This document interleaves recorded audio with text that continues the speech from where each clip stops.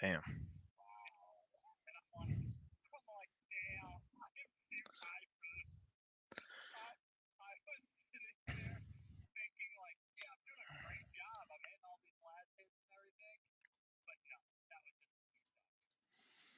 Yeah, I think if like I don't know, if I got really serious about gaming and wanted to go like professional, I would definitely take like beta blockers or whatever those things are, like musicians take. Not musicians, musicians.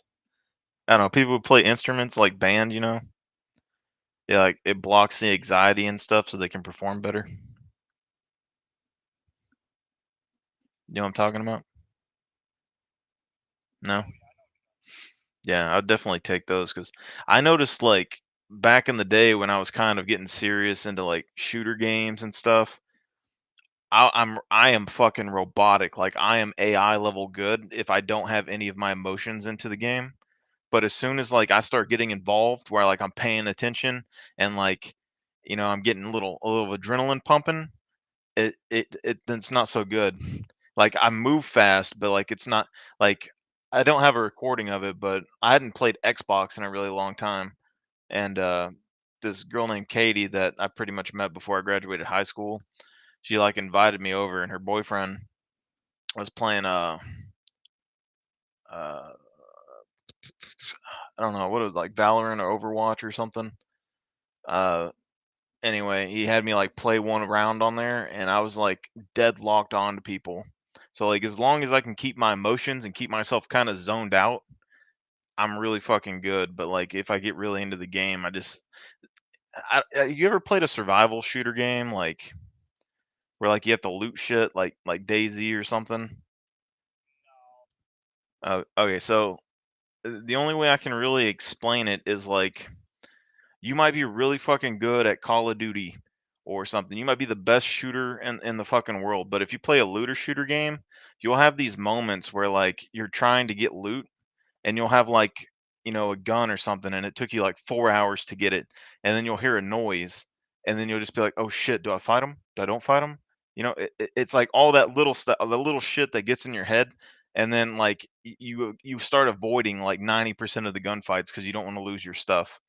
And then by the time you get into an actual gunfight, you get shit on because you don't have any experience fighting in the game. Like that's the stuff that happens. Whereas like if you just would have nutted up and started fighting, you probably would have won.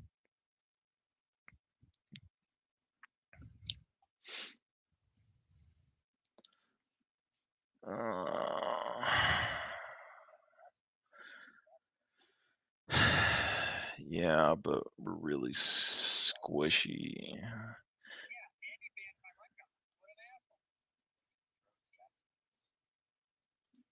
I just know I don't like being the only tank on like squishy teams. Uh, I'm gonna try this glacial.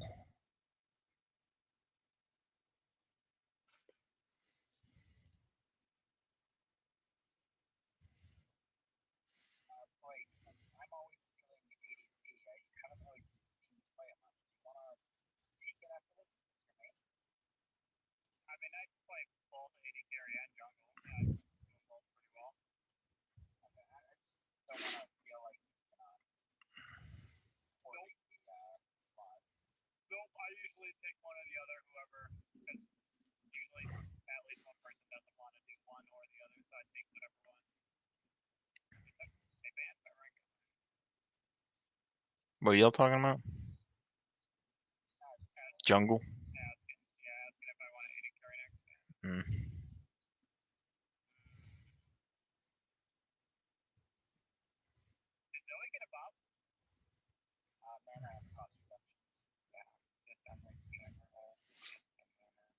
I'm still I probably just don't have enough experience playing her. I've only played her like 3 times, but she always kinda seemed, like, kinda shitty to me. I mean, like, there's really good Zoe players that will absolutely dumpster your whole team, but I mean, I don't know how to play her in lane, I guess, because like, once she gets her items and stuff, she's good, but, yeah. Her little dash thing is what gets me in trouble. Cause like, anytime that I attempt to use that dash, like, in a team fight or something, it fucks me hard, but It's good for like warding and stuff like that.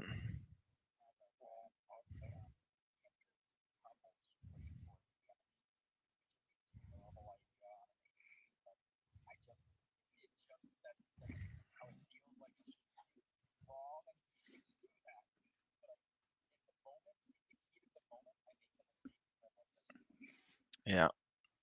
See, that's what I'm talking about. When you get your emotions into stuff and you start doing shit like that, it, oh, you get antsy. That's how Yaswo players get too. Like if you stay relaxed and you keep a calm mind as a Yaswo player, you can be really fucking good. But if you get really fucking antsy and you're like, oh, I'm gonna kill fucking everybody, and you start chasing people down lane, then you feed like 1 in 12.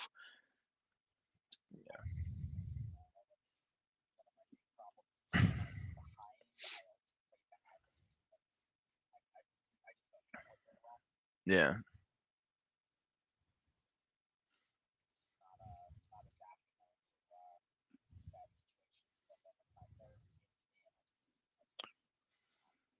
I think part of it too is just like when you're in the moment, like when you're actually doing the stuff, you kind of lose sight of the big picture.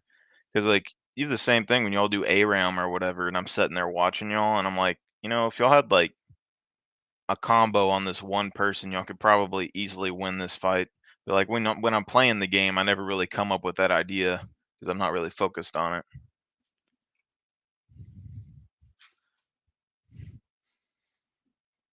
'Cause they got two beefy boys.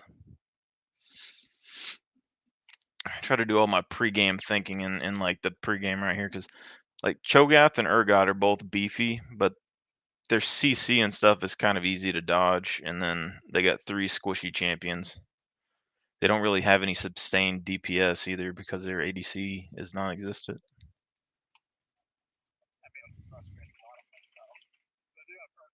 Yeah, but if Zach comes, like if we can get their flashes bot lane, Zach could literally rake them over the coals. Like as long as we let them push up, they're dead.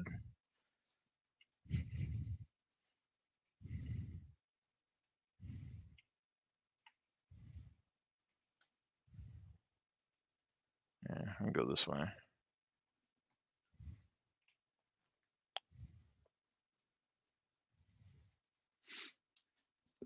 But we definitely have more crowd control than they do.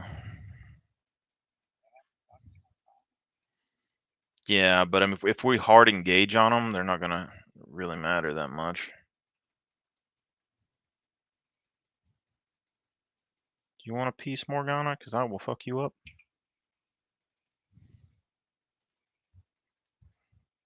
Her thing's about up again. Yeah, I could have ignited her, but we'll just push for level 2, and I'm gonna heal up with my biscuit, and I'll flat. Oh, Urgot's here.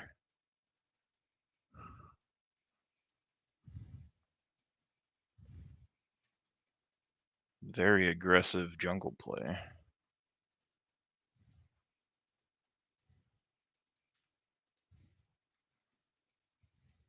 Shit, they're gonna get level 2 and for us. I need that minion. Morgana's level 1. We can probably. How much health do you got?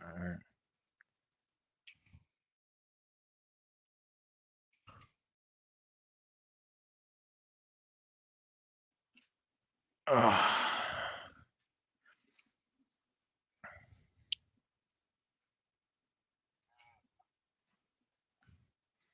See, we win that fight easy though.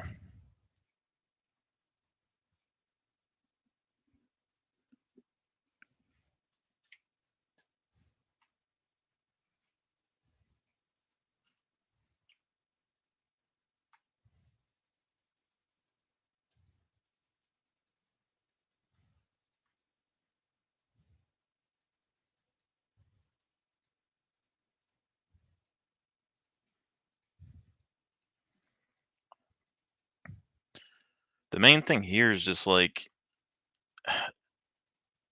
no matter how fed she really gets, as long as you use your dash and you dodge the Lux and the Morg Qs and shit, like they're not gonna have any DPS to deal with you.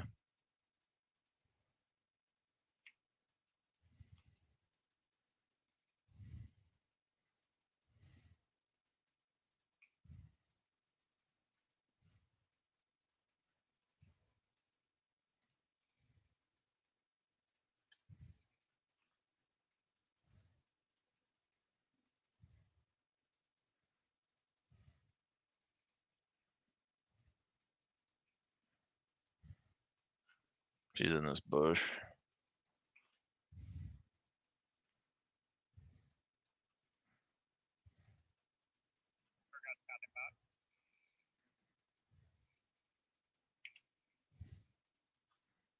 Hmm.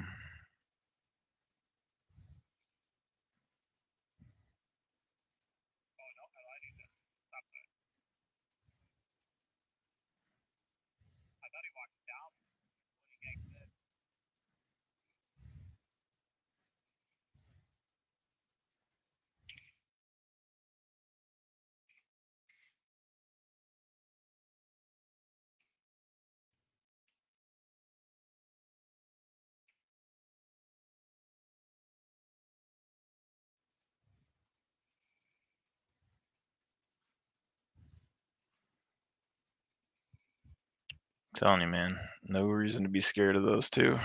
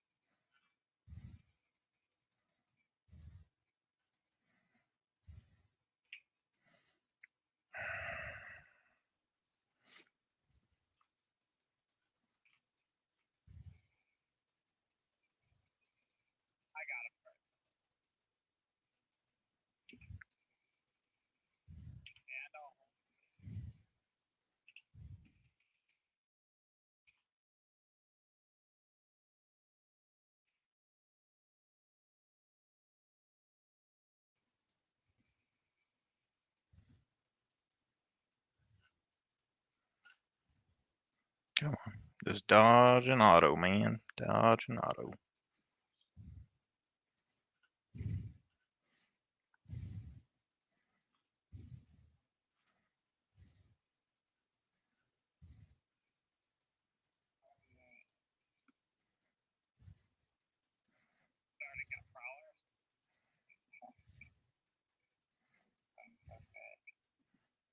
He has alt.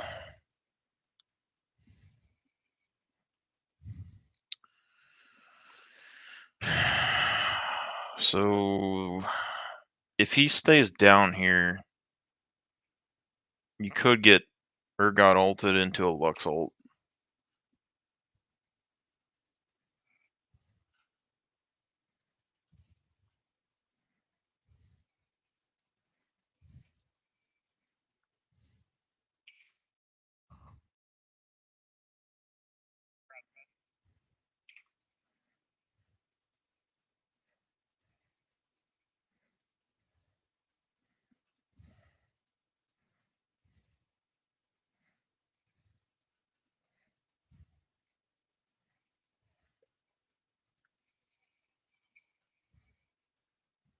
Not bad.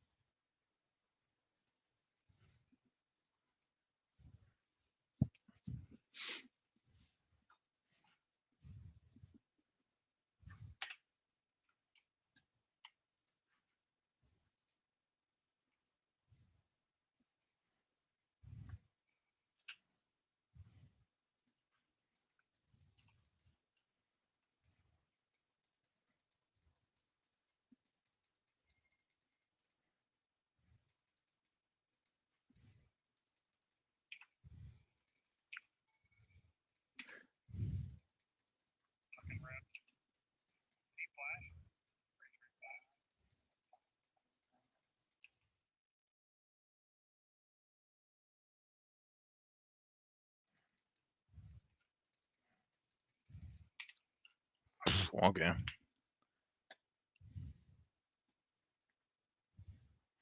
The man is strong.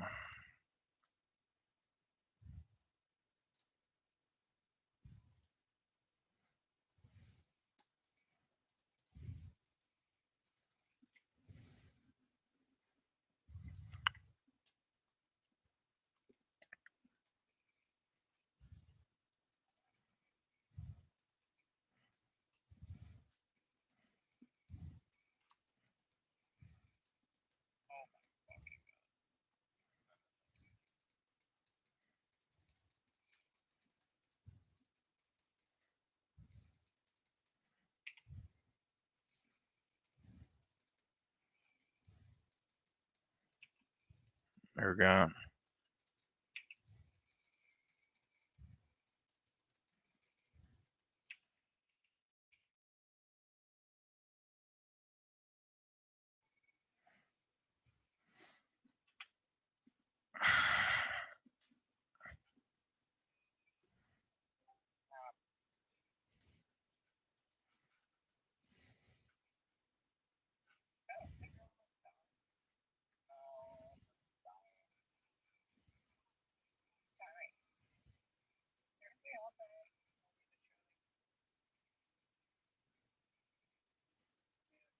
She's a glass half empty kind of person.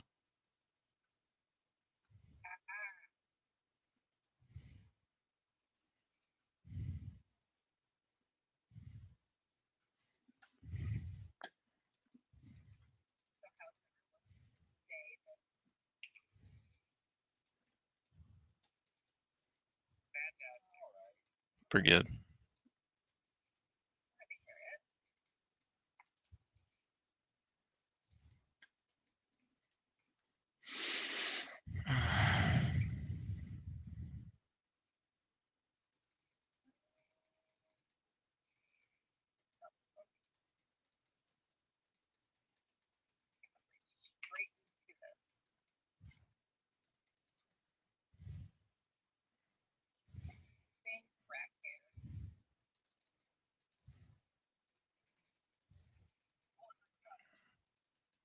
Hmm. Burk, burk, burk, burk, burk, burk, burk, burk, burk, burk.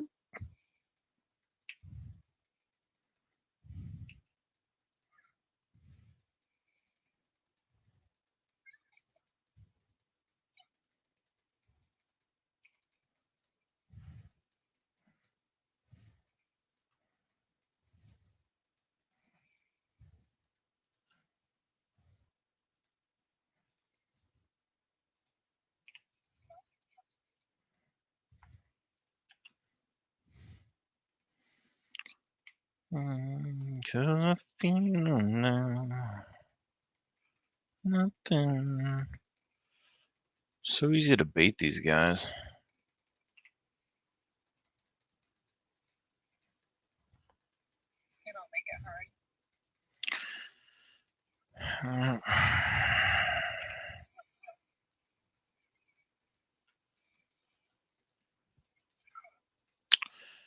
Good stuff. Again. No.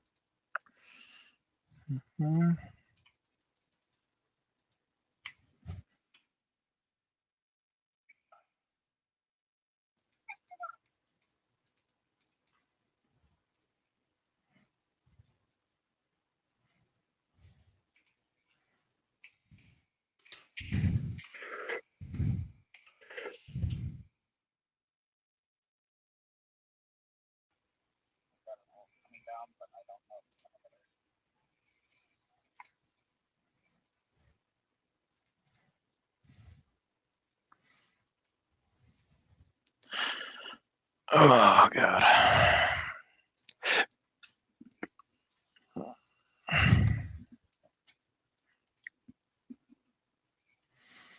Urgot invasion. Can Zach not beat Urgot?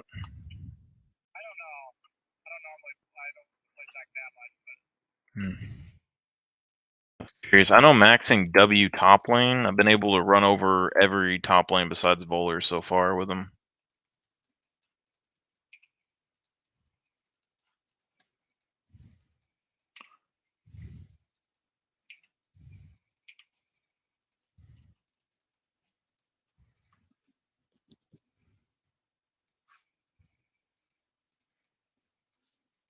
I got Hook.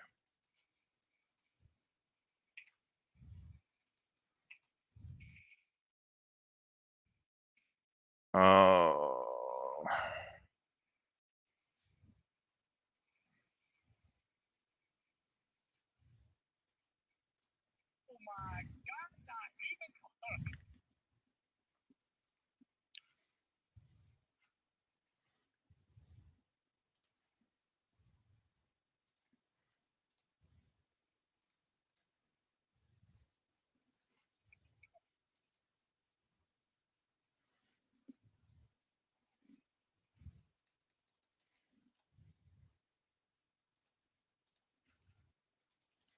Yasuo.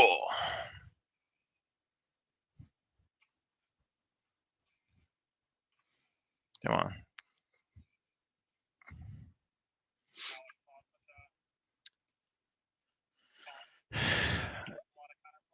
Yeah. I wish they wouldn't have added any of the dash items. Just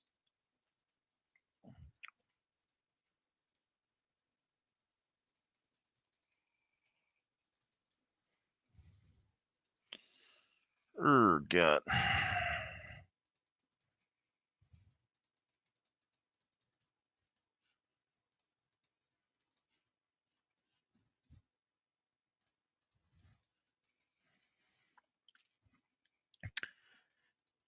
If you get hit with anything, you die here. Lux is leaving.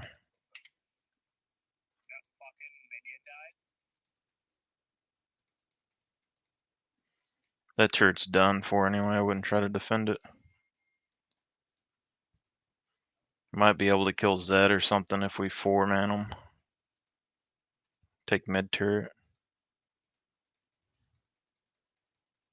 Urgot, I know you want the tasty treat, Urgot.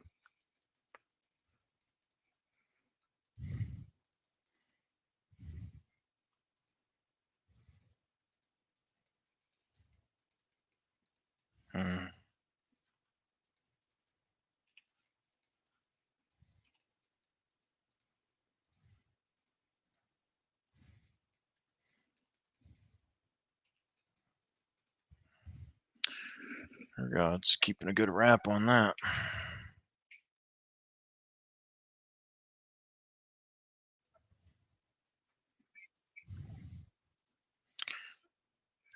They have good cohesion. So right here we know 2 are mid. If we rotate bot, we can get 2 here. And we don't have the DPS.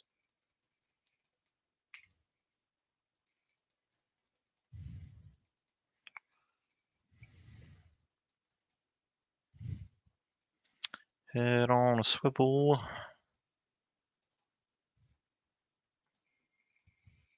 No, yes, whoa.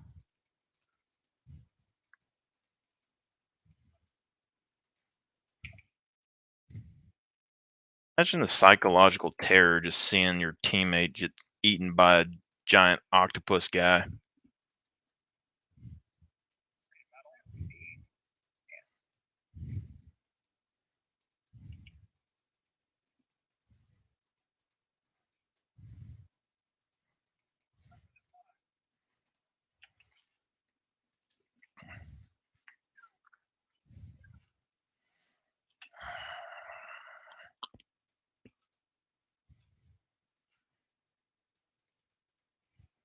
They're about to have Zed come down here.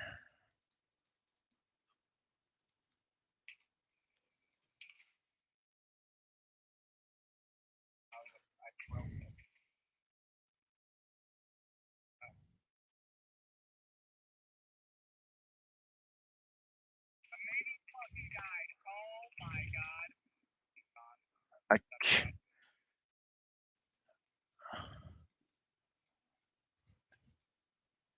can't believe that minion just fucked me.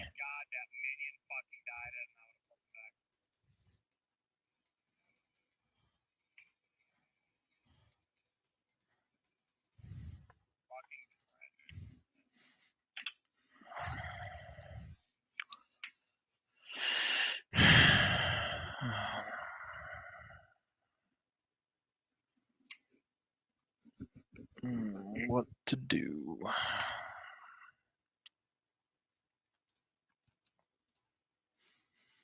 Guess I could build the bell.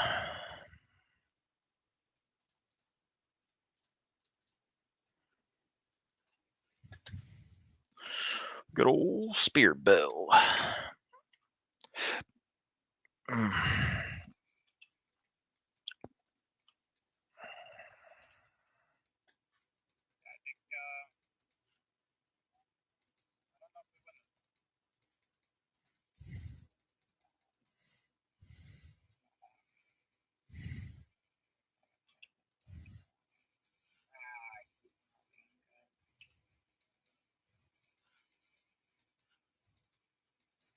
I got you, buddy.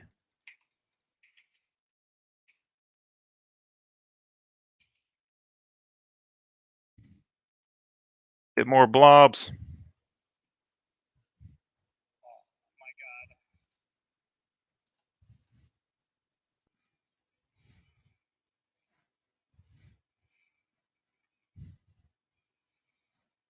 Damn.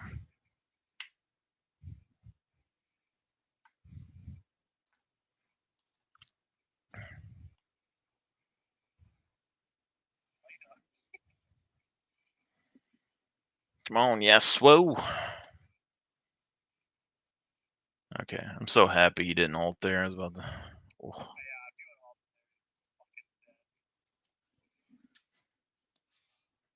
Oh, come on, dodge it, wind wall. You're too late. It's too late. What?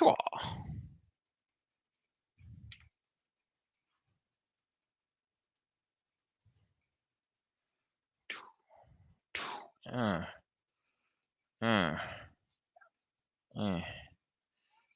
uh, good Zach play.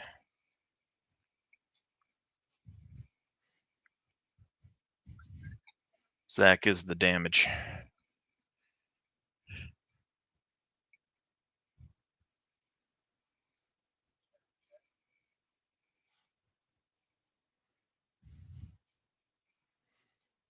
Fuck him up.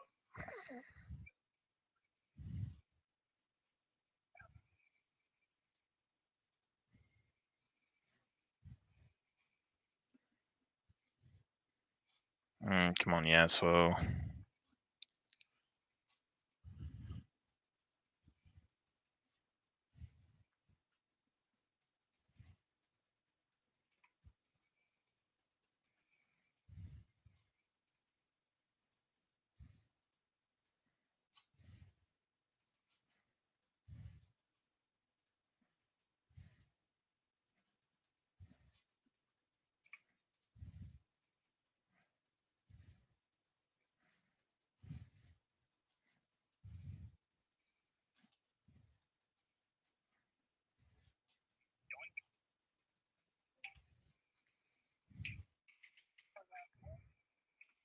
Somebody?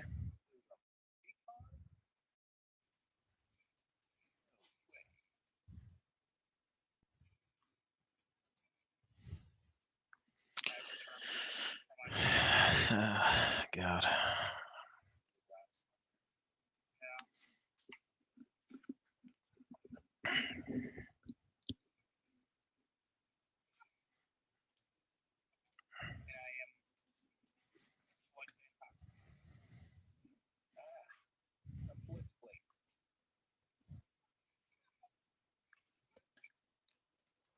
Oh, tasty.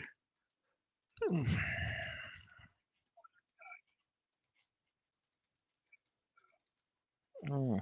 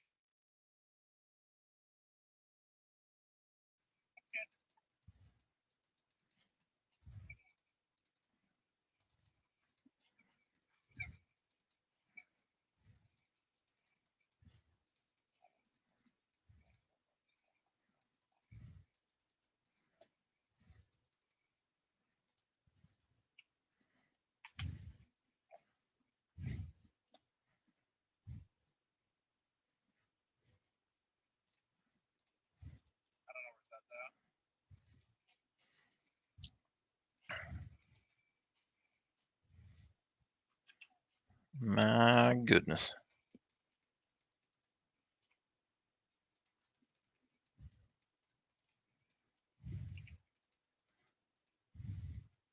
She really likes that spot.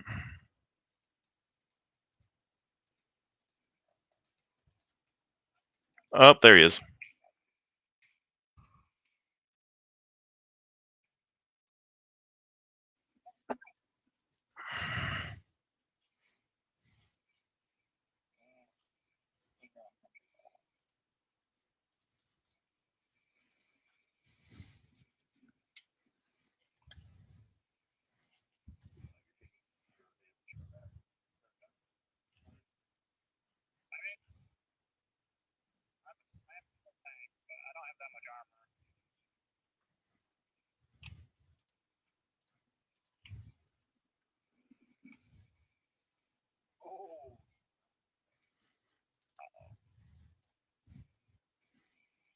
You got this, Yasuo.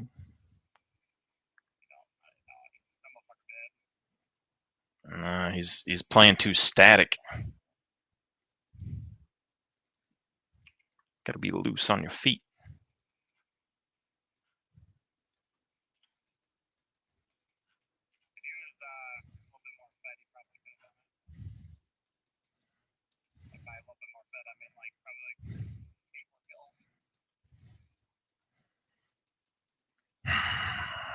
Yeah, I just can't do anything because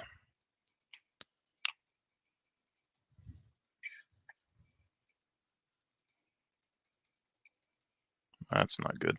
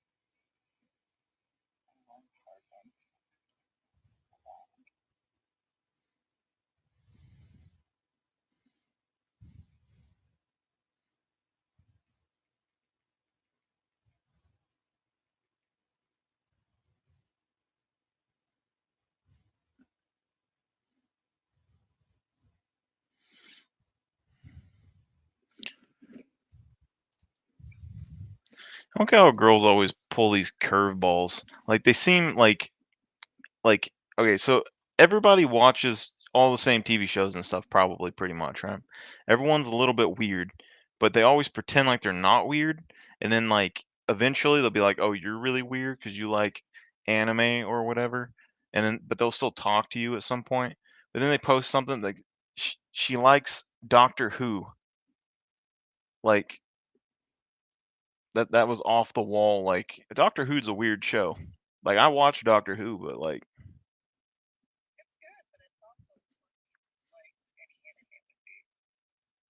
yeah, I don't understand. But I think part of the thing too is like when you say anime, everyone thinks like hentai or whatever because they've been watching porn for too long.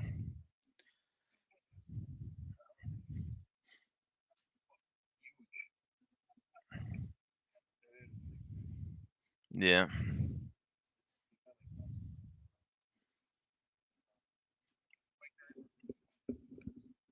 yeah.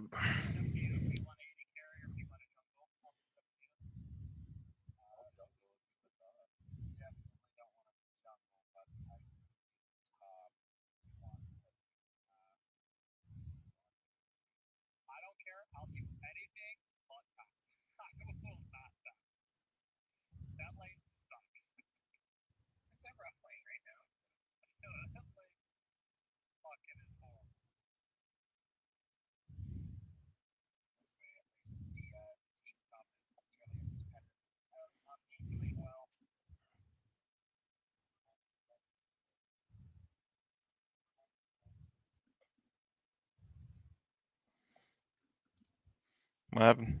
Said you removed me from support.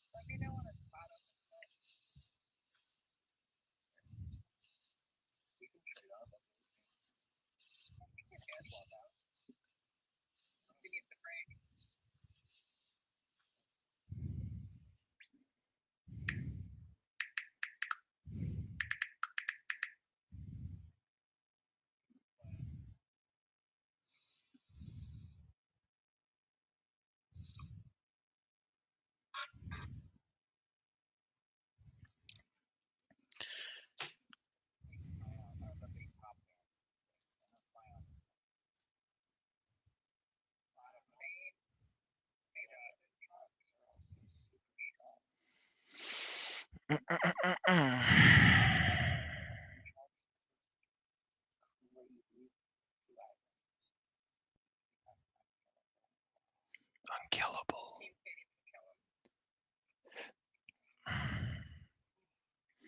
Unkillable.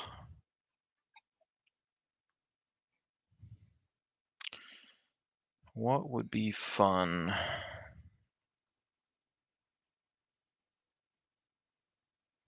What would be Delphoneth? Kindred support with misfortune?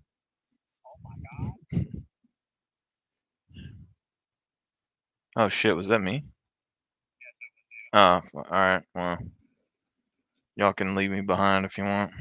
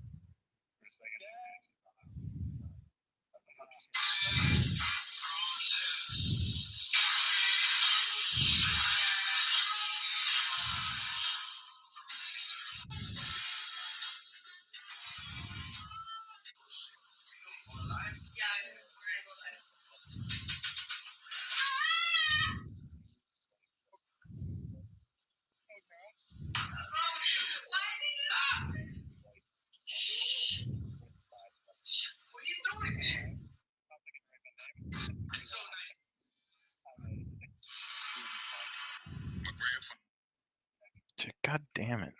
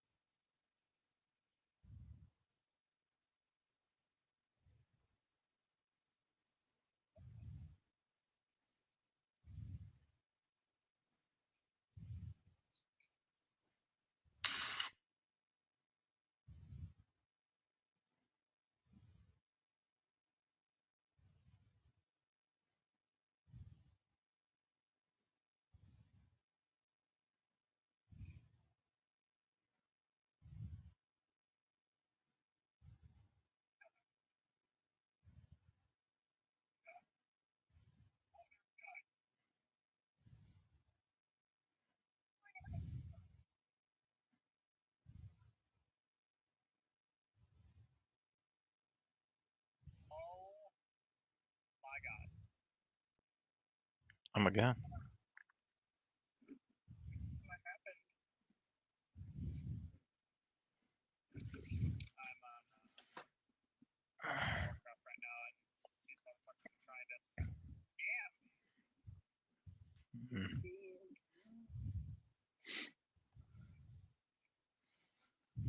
You know what World of Warcraft needs?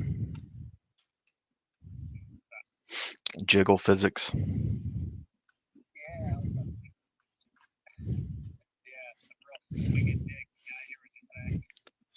Oh shit. I can't even imagine that, bro. Like an orc. It's like the Hulk. Oh.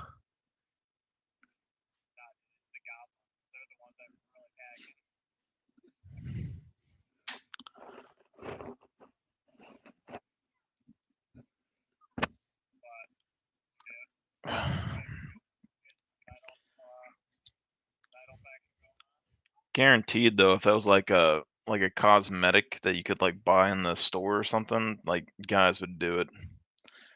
I know 100%. No, like what was it Escape from Tarkov is like it's like a tactical shooter game or whatever. One day I was on there and I was talking to all these guys I was playing with. I was like, "You ever notice that like the crotch bulge is different on each pair of pants?" And they're like, "What the hell? It actually is." And they're like, so they had someone dedicated on the team to like go around and make specific crotch bulges on each pair of pants. Like, uh, yeah, it's a weird thing to notice though.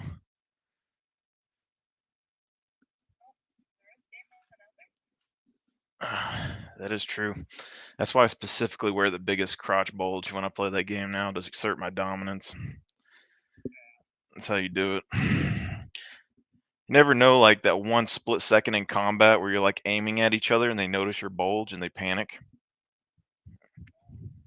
Yeah, tactical advantage.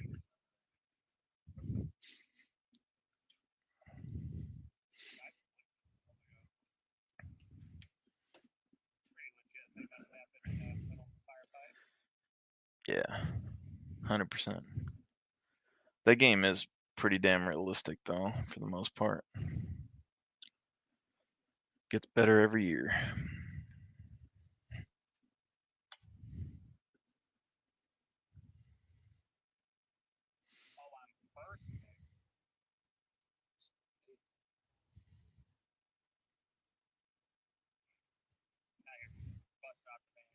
Who does poor professor think I am? Says I'm bad with bra on my ass. Show you, poor professor.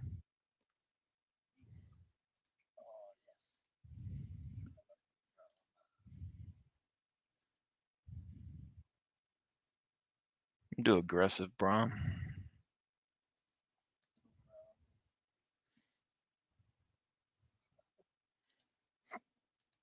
Mm.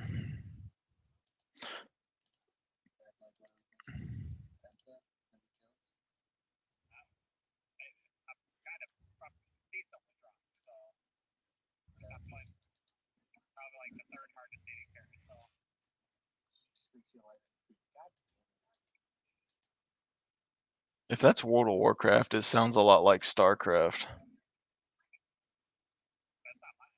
Oh, yeah. I used to love StarCraft, but now it's just too high tempo for me.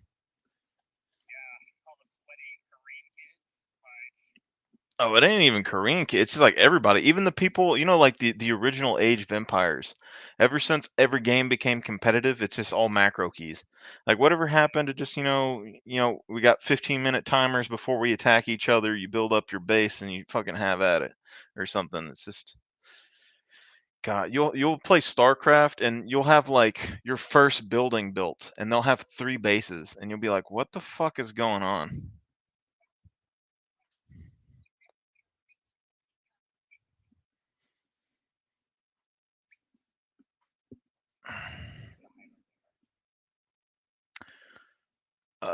Anything.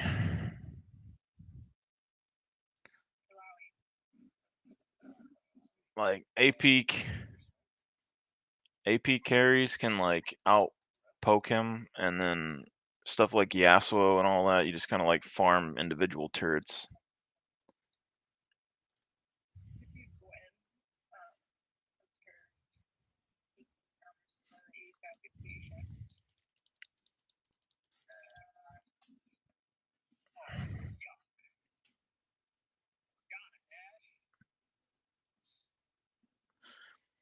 If you want to try something like that's a counter pick that no one really ever thinks of, next time you play against a Nasus, play Braum. Do like a bruiser Braum build top lane, and every time he uses his Q, you just use your shield, it cancels his damage, and you beat his ass.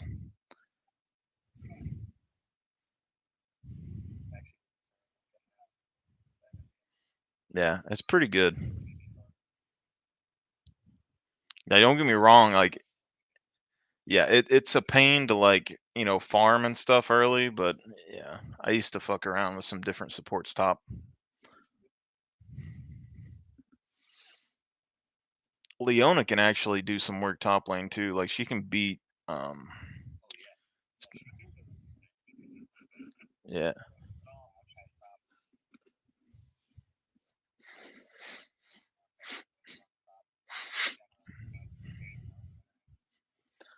Yeah. But when you get something like Leona, it's like she can handle herself in lane, but if your jungler comes, it's a 100% kill. Like you can stun them every 2 seconds.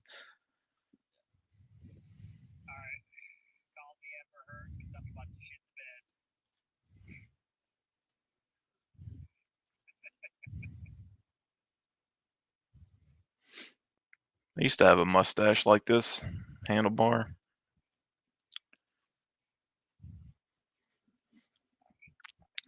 I actually grew a handlebar mustache when I got back from college, and it actually made me look like I was a happy person with like my resting bitch face. And everyone was talking to me all the time when I had it. Yeah, it's socializing terrible, bro. Especially when you realize that everyone's saying the same words to you every day, and you can just guess what they're gonna say before they say it.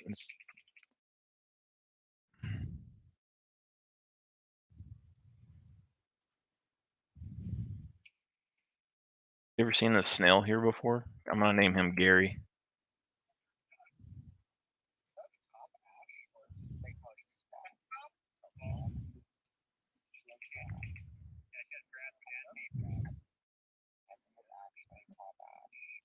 Oh yeah, reminds me of Top Draven. If you've ever played Draven top lane, you know you can smack people in the face all day. Yeah, but we don't die as Draven, hasn't.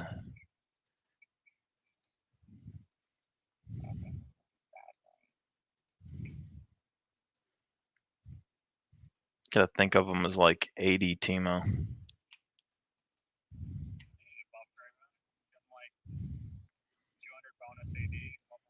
I mean, he's still really strong,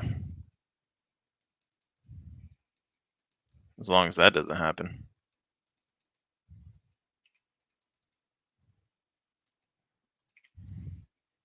You little short fuck.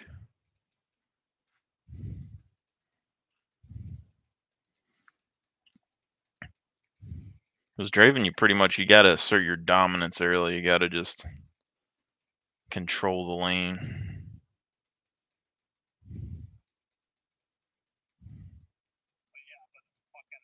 Heimerdinger.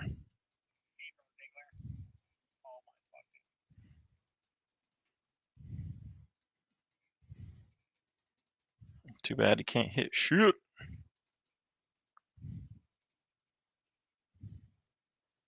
I'll go shield, why not?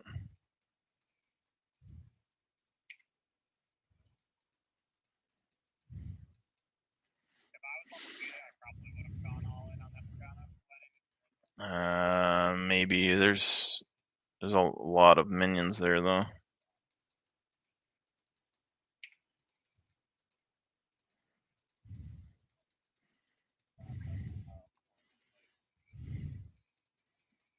Whew.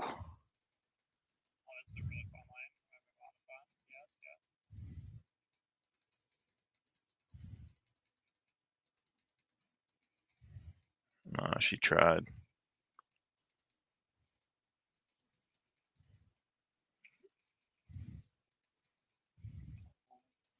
He's pretty fast.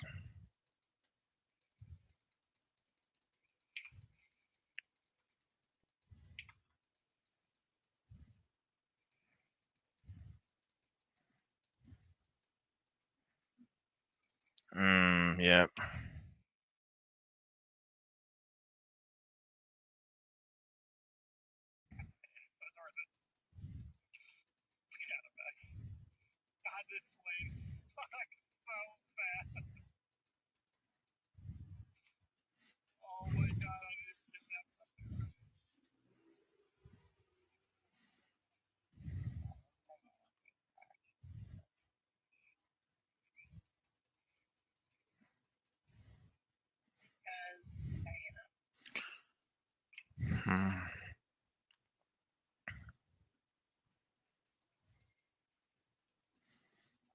This is why I think Riot's balance is getting out of whack. Like, they have too many champions that are just too good for their own like well-being in this game.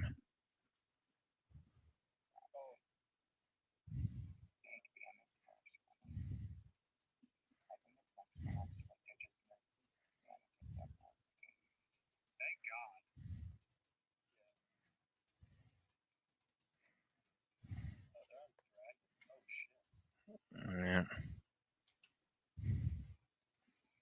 You can do it.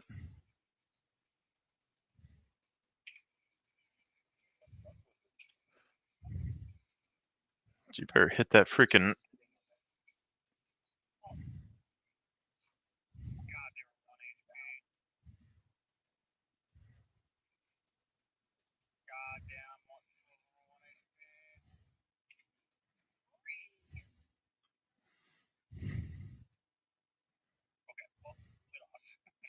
Well, I'm trying to get to 6 before they do, but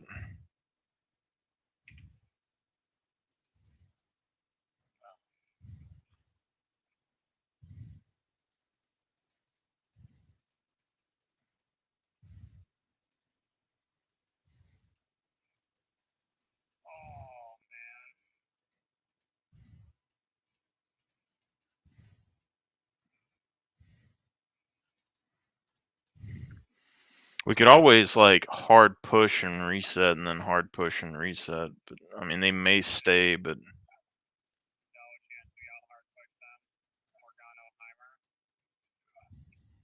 I'm just saying, like, while they're not here, if he sets his turrets up in the back of the lane, and then he has to come all the way forward for it. Move back, let me jump to you.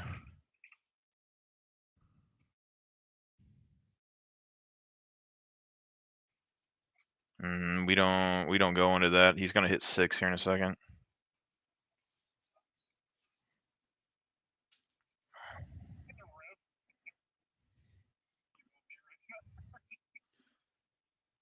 What kind of boots do I need to build here? I'm gonna MR boots or something.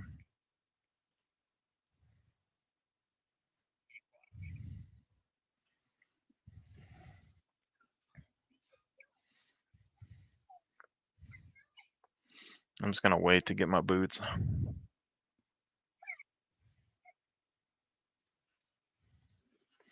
Perfect.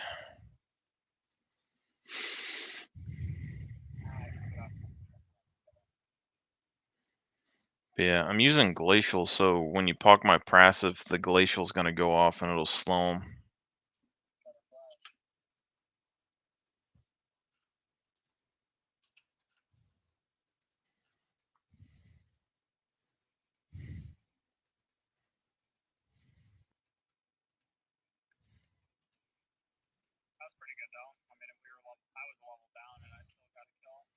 Yeah. Well, all of his damage is mainly in those turrets. Like, and like it's because he put all of them down when he came to lane, and then he isn't able to put them down again until they recharge, and everything else is just skill shots. So that's why, like,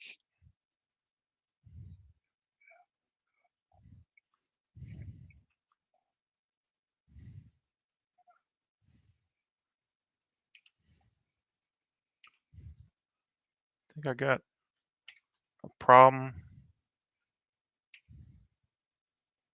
Oh god, it's a lot of damage.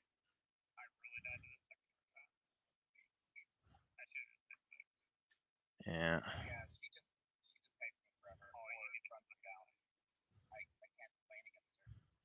I really wish he would have stayed here. Oh, he did. That's such BS.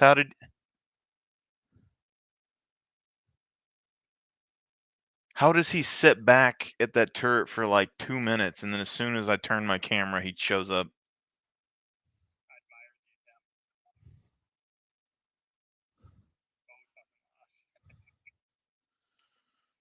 No.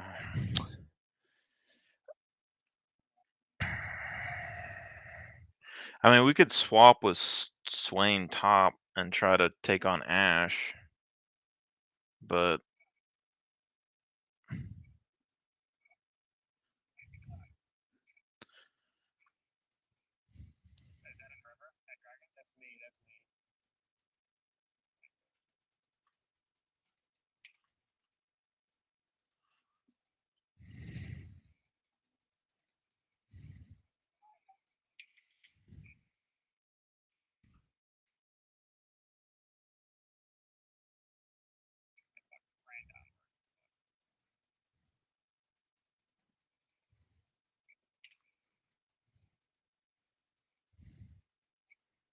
get out of here, Nocturne. Fuck you up.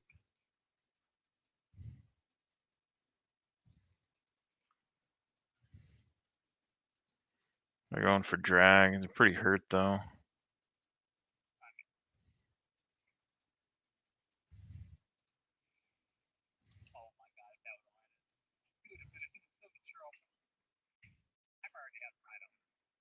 Yeah. He's chunking at the drag. I have ult right now, but I'm gonna ult that Nocturne.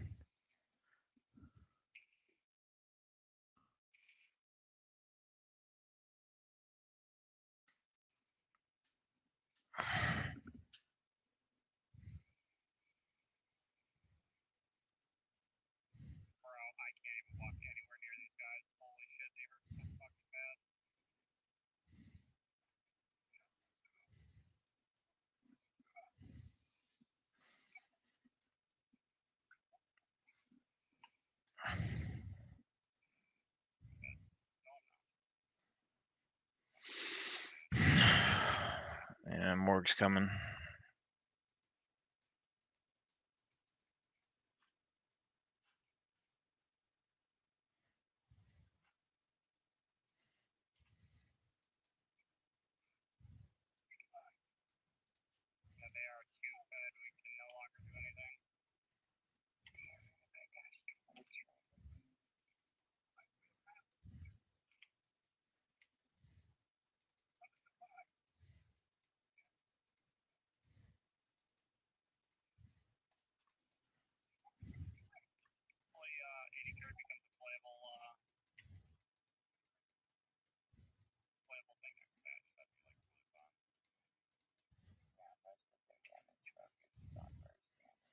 Well, the AD carries are going top lane so they can beat up bruisers.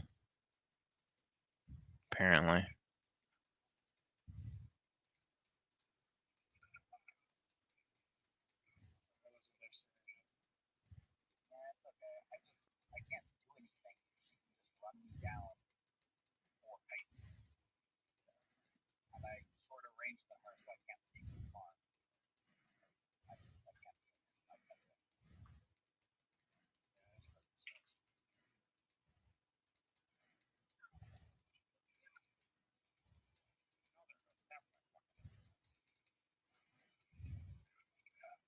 I mean, I would have went in with them, but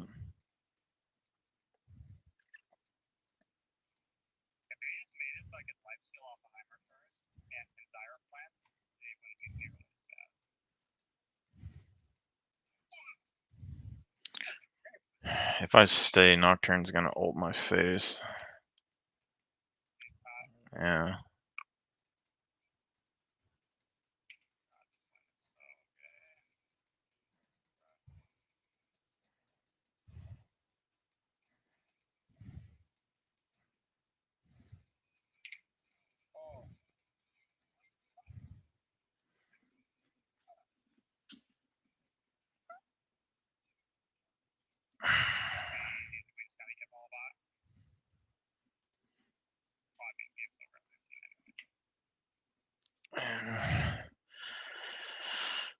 Yeah, we could give bot and 3-man the Ashe top lane.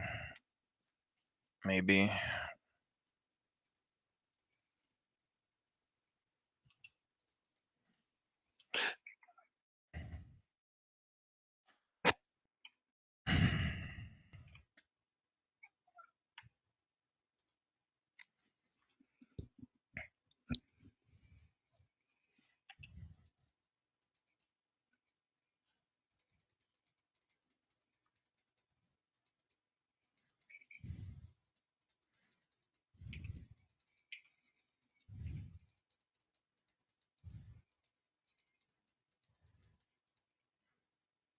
Interesting.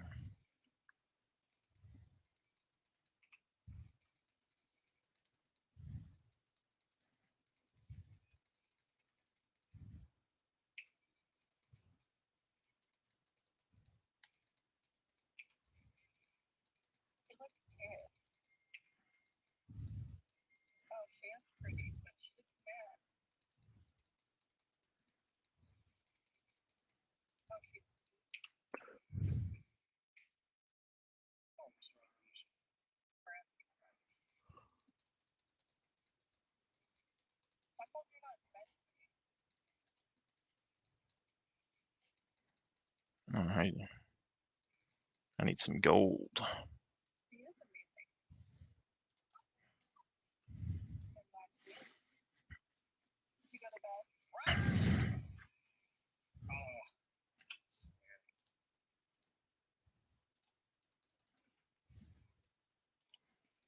Don't lose.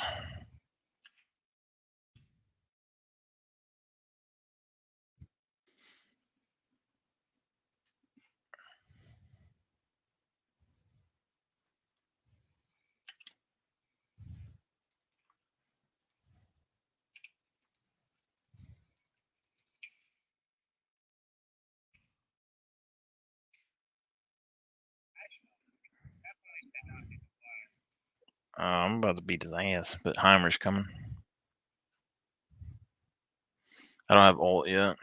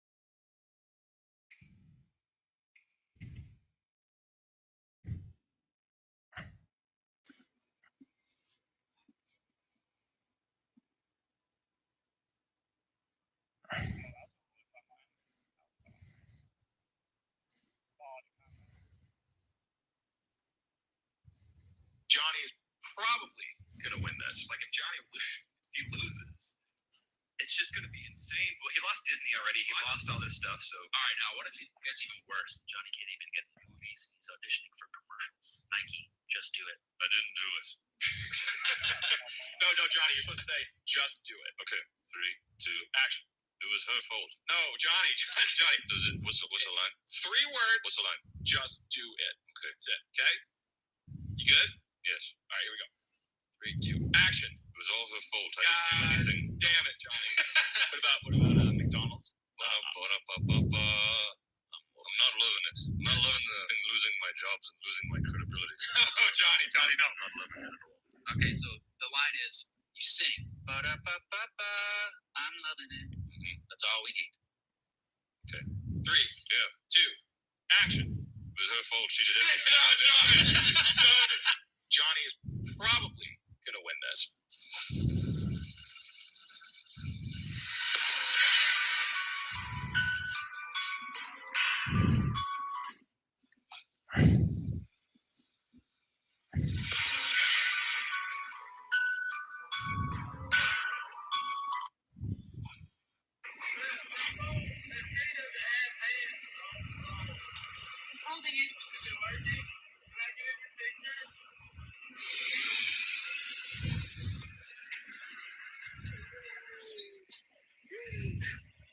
Big aggro problem. By not participating, not eating the fast food, not eating the restaurant food, not eating what they're selling you, not buying what they're selling you. I'm telling you, not eating what they're selling you. And if somebody's selling you food on a commercial, that's a food you probably don't want to eat. If there's a little jingle they're singing, that's a food you probably don't want to eat, because food value is inversely proportional to the amount of marketing that's spent on that food. Because food value is inversely proportional to the amount of marketing that's spent on that food. They don't market broccoli, don't market Brussels sprouts, they don't market food that's good for you, they market food that is highly processed. The profit margins on cereals, crackers, on breads is unconscionable. Because when you buy a box of cereal, for example, what you're basically buying is a box of air.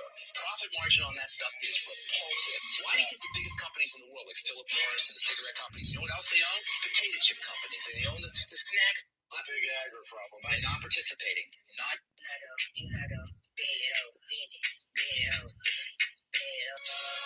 Big Bucks got it big though. Said he smacked, posted in that jet smoking big though.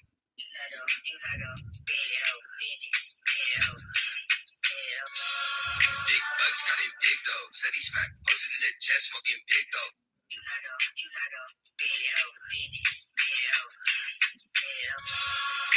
Bucks got it big though. Said he smacked, posted in that jet smoking big though.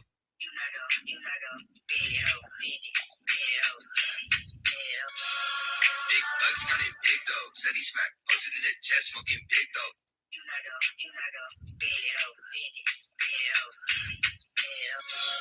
Big Bucks got it big though. Said he smacked, posted in that jet smoking big though.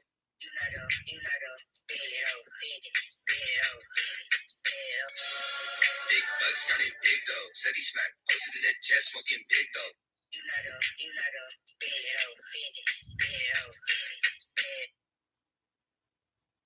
He caught the ball? Yeah. All right. What's in it? You look so cute. No, we look cute, but like every Saturday night I play Mandy, my little brother. Hey Mandy, if you call me on the phone and I started hearing you read a big script, I'm gonna hang up on you. But you all know somebody that's always late. Is anybody in here that's usually late? My boyfriend told me he hated card games, so I got him this one. Want to play? No. Yeah. We gotta get dinner ready. You gotta get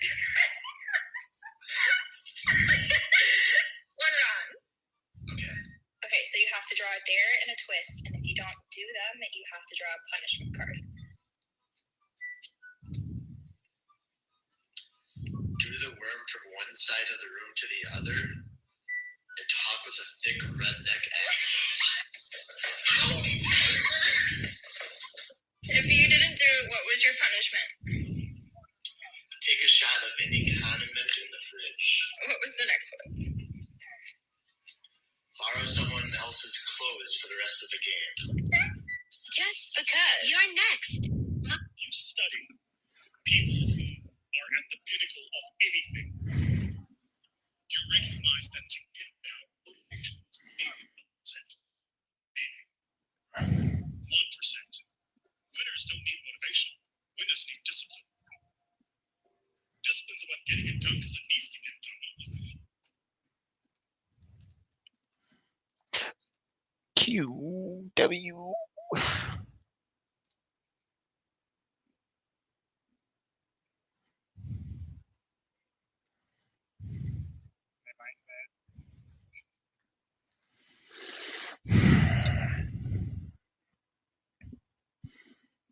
I don't know if I agree with these. Like, I understand that W does a lot of damage, but if you max E, that's the easiest thing to hit on somebody that can just dodge skill shots.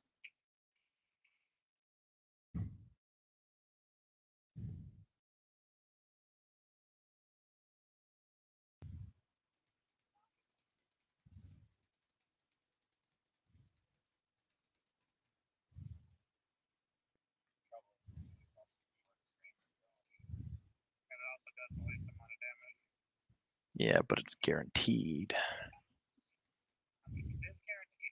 It's kind of like Malzahar. Like when you play lanes against a Malzahar, they always like miasma the minions. Like early levels, I usually miasma the person because you just stick it on them that does damage, and then they're half health. And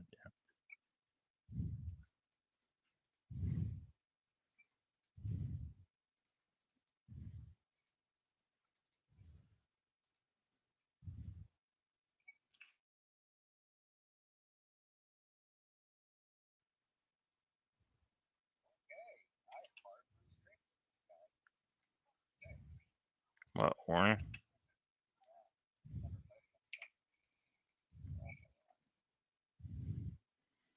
Oh, you the one. Be aggressive. Be aggressive. You got this, Jinx.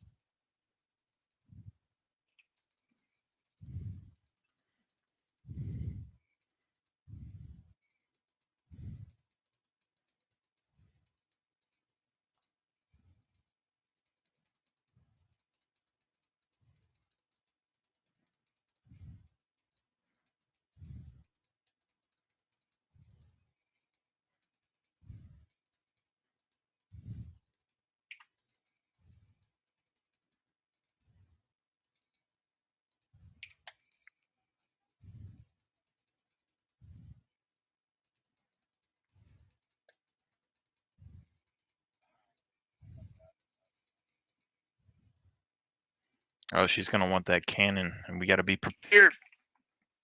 Ah.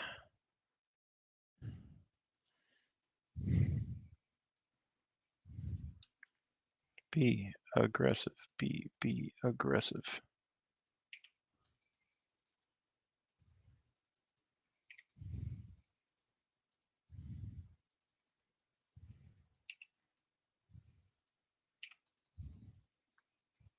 I don't think they understand who they're challenging right now.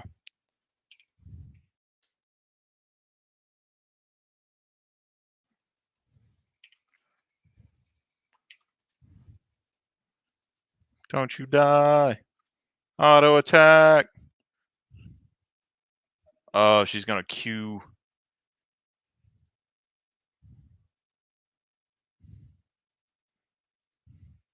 Hard push.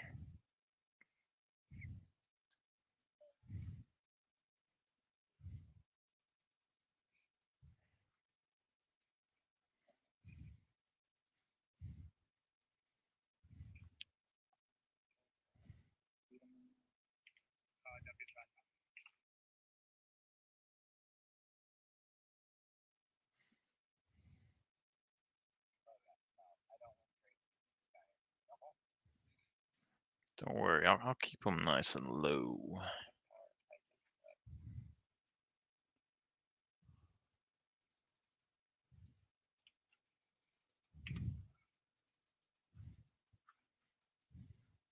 Nice and low.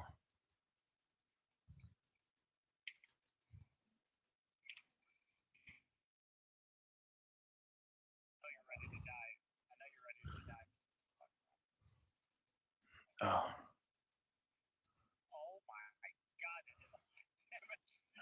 I probably could have killed the Morgana, but I kind of didn't want to risk it. I got teleport though.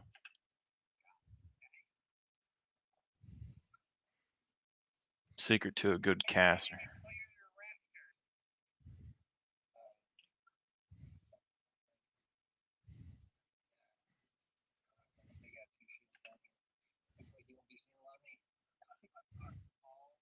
No worries. All right, I got this.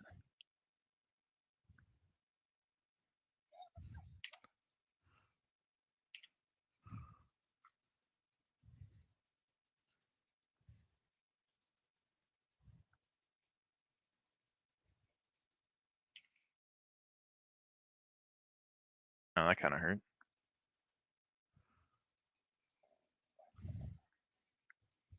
I like how the support Morgana has like 15 light year ranges.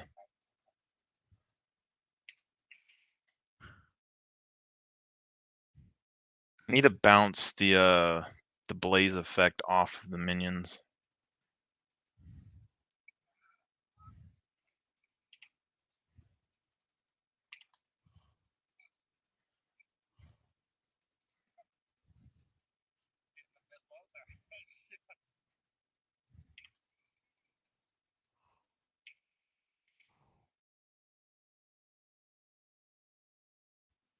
That hit her, but I don't know how low she got.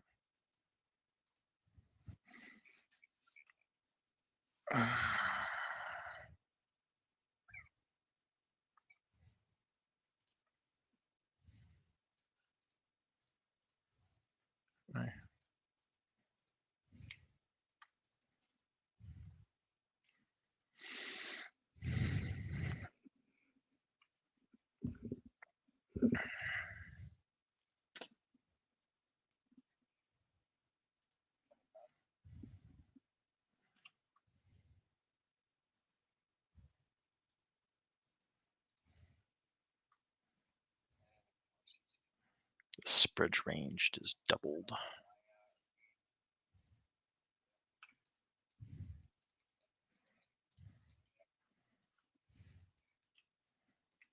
Wukong's top.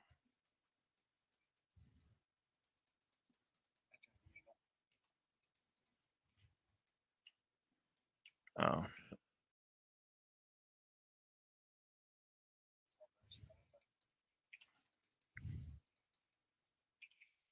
I was gonna bounce it.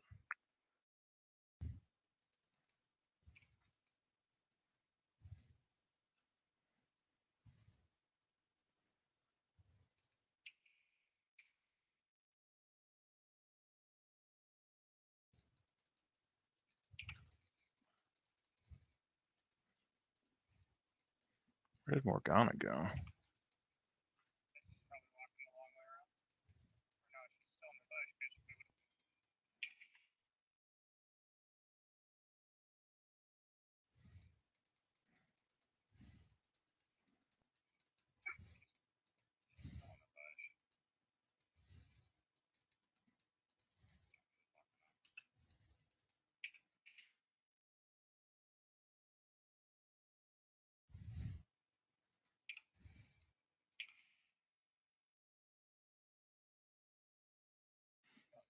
See, but if you max the spreading flame thing, like you can hit people around the minion wave a lot easier.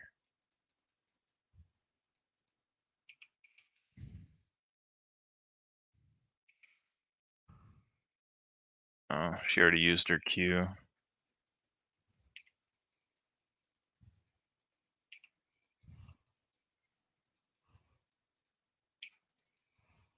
She's right there in the bush.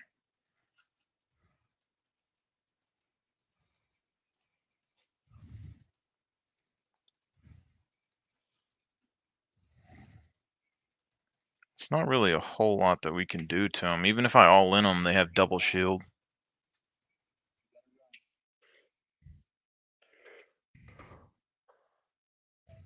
I mean, I ulted them, so we'll see what happens.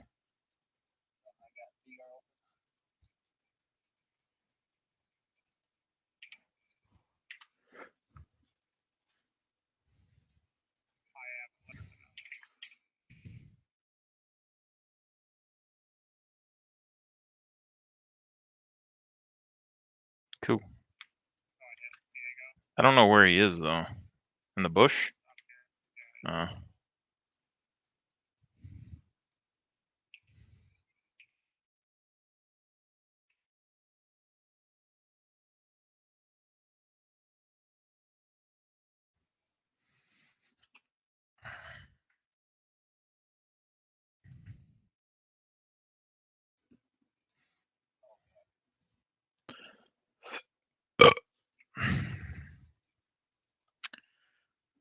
Yeah. You want to start a Minecraft world?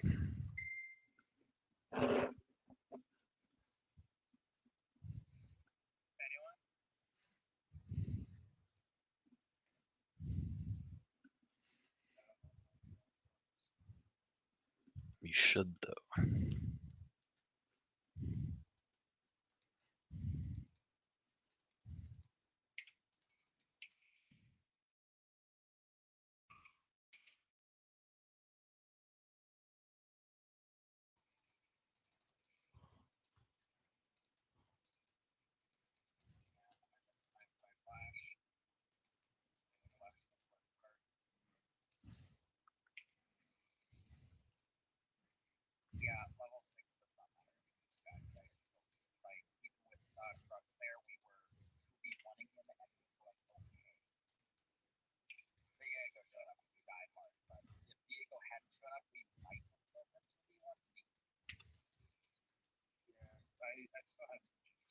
Damn.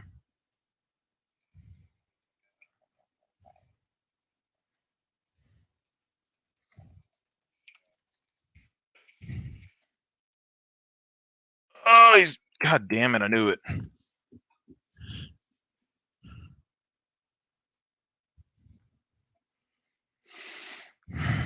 It's always Vigar ult.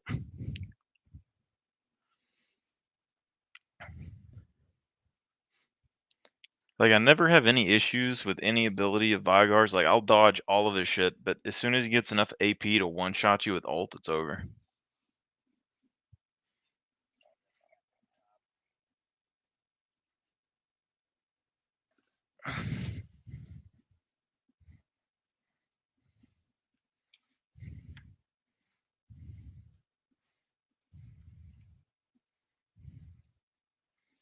I'm on a short fuse and Morgana.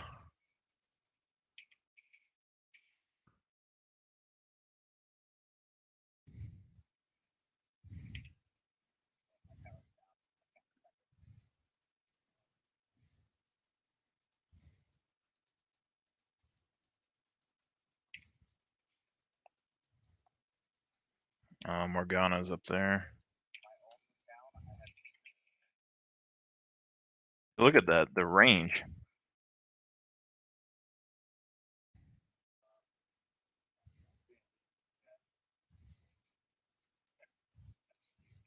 Because you bounced the fire out. Like, she was like 4 miles away from the minion wave, and it still hit her.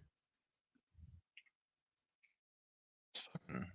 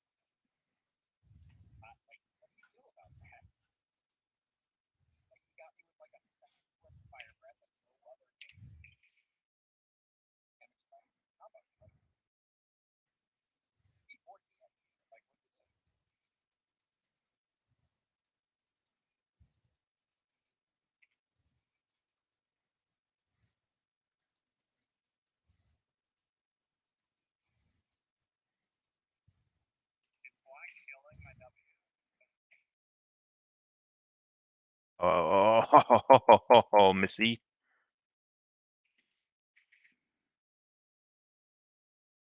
That's the power of the bouncing fire. That's why I should have maxed it first. No.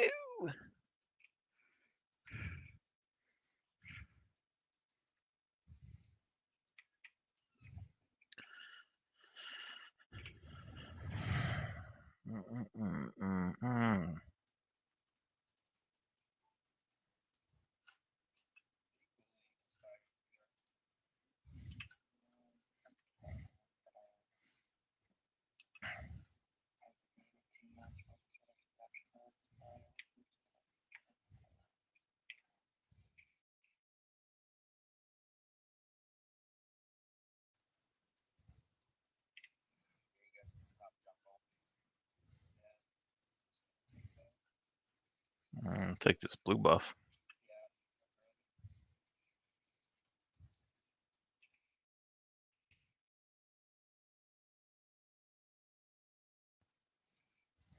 Hold up, she wants it. Got flash, but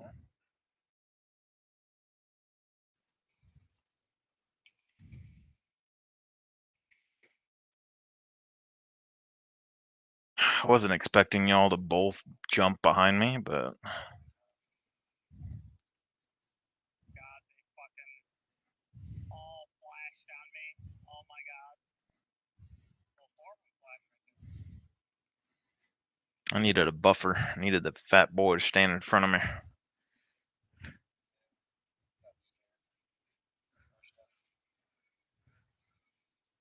Ooh.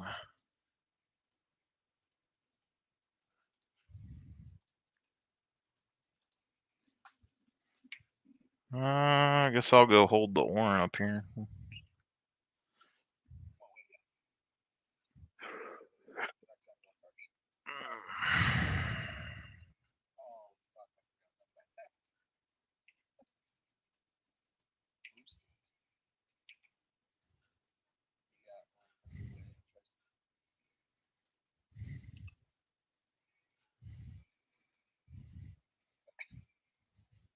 Attack!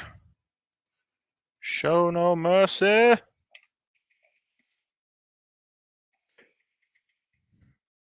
You get my ult off at any point.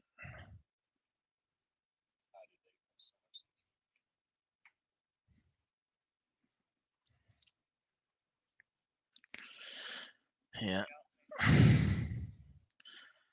Yeah. It's not like back in the day, it was like you had crowd control or you had damage, right? Now they have, give everyone at least one ability that crowd controls. And yeah.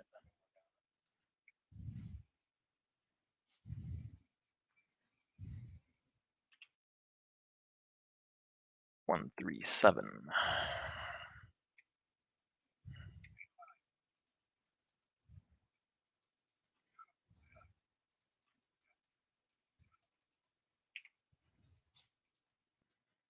He is setting you up.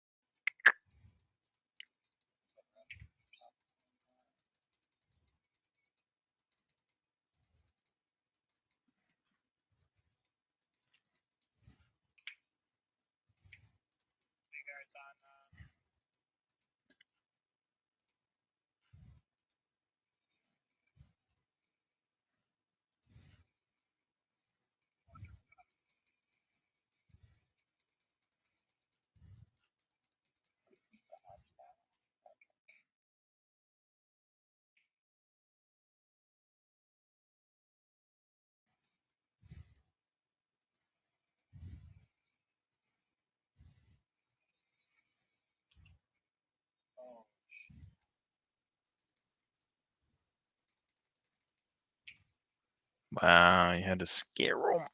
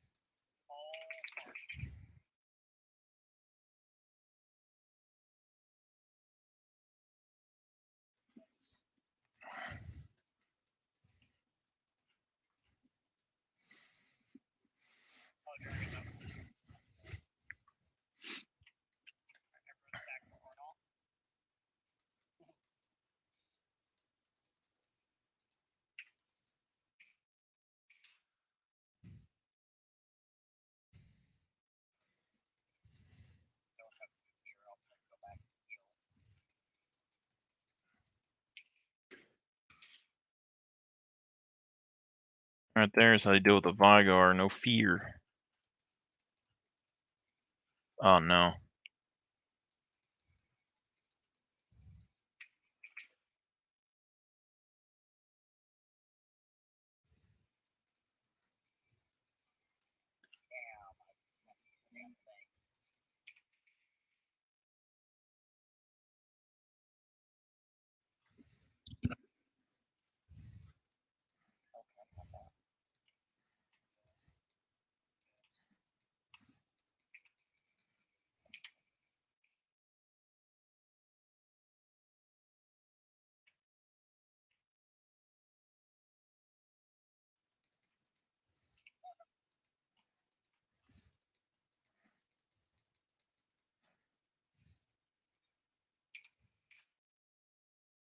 The hell was that? No, did you see the thing that like it activated around me before she threw the blade? Was it just me? I don't... Something made a weird noise and it was like a bubble around my character and I was like, "What the fuck?" And then yeah, but she didn't hit me with anything yet. Oh, I don't know. Okay, yeah, maybe.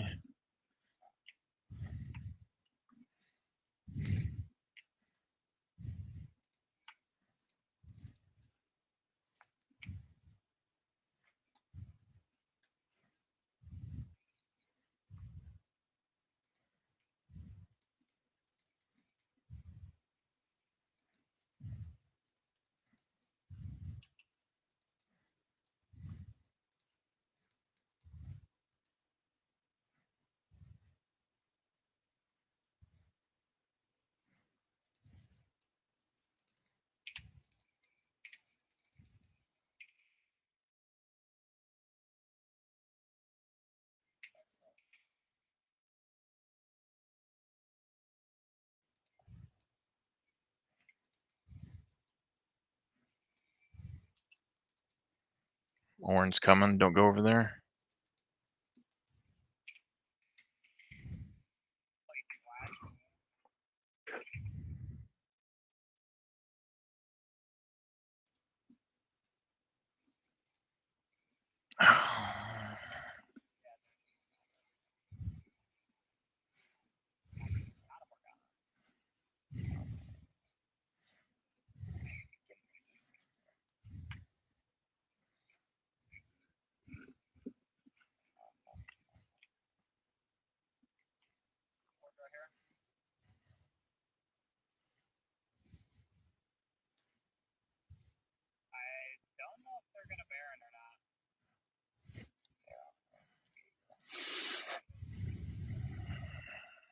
Yeah, they're over there.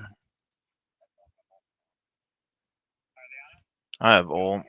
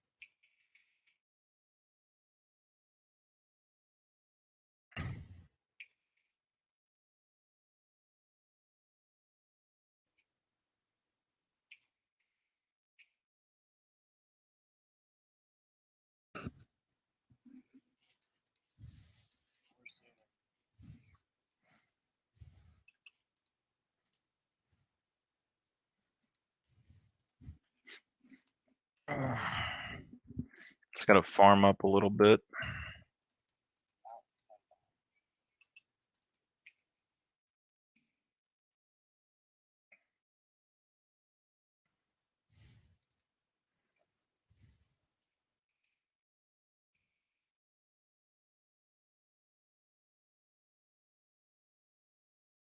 There we go.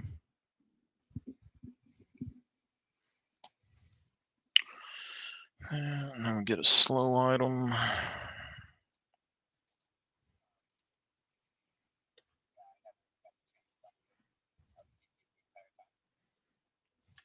See, I don't know why, like, I haven't tried it yet, but Azirs don't build demonic embrace and stuff. Whereas, like, Brand does. I mean, it does good burn damage.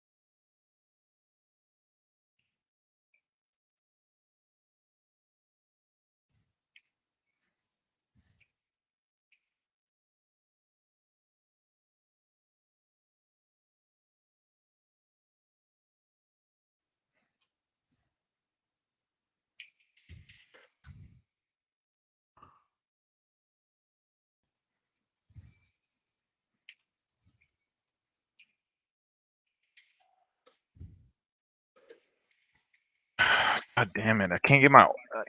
If I get my alt off, they both die right there.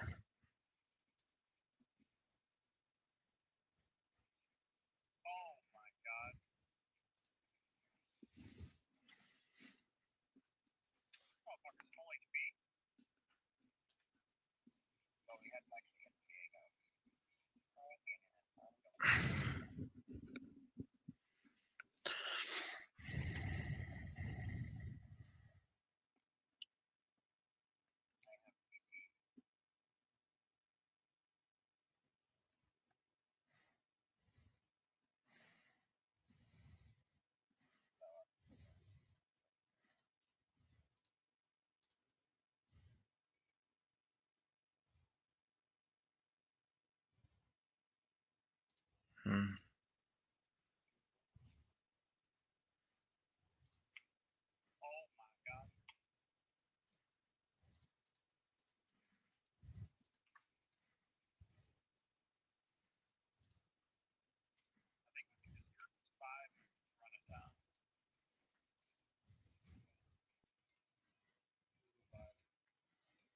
I'm pretty sure as long as they're semi close together and I get my ult off, they lose, but I'm not.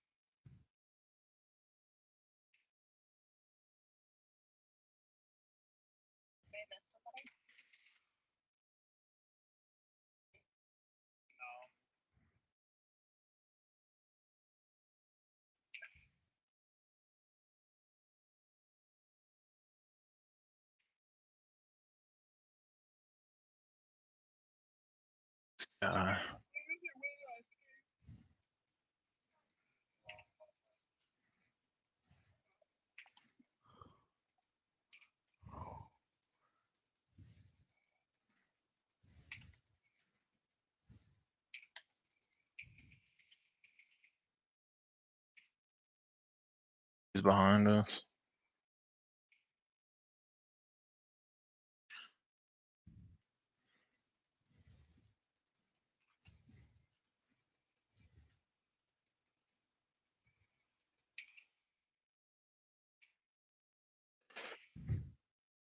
Get the alt. Yeah.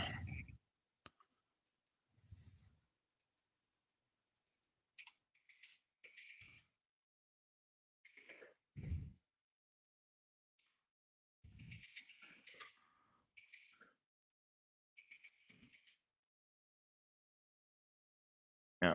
Don't mess with the brand.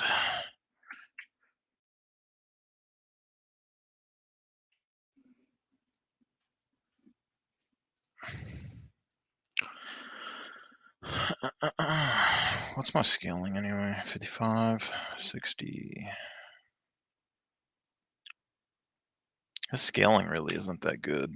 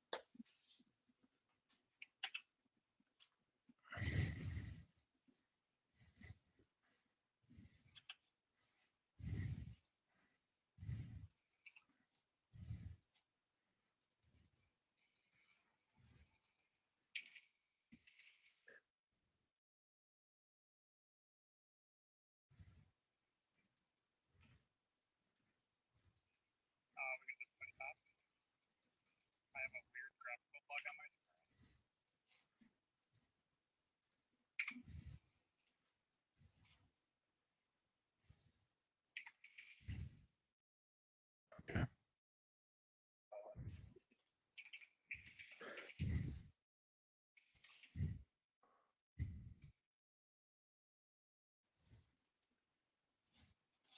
Don't mess with the brand.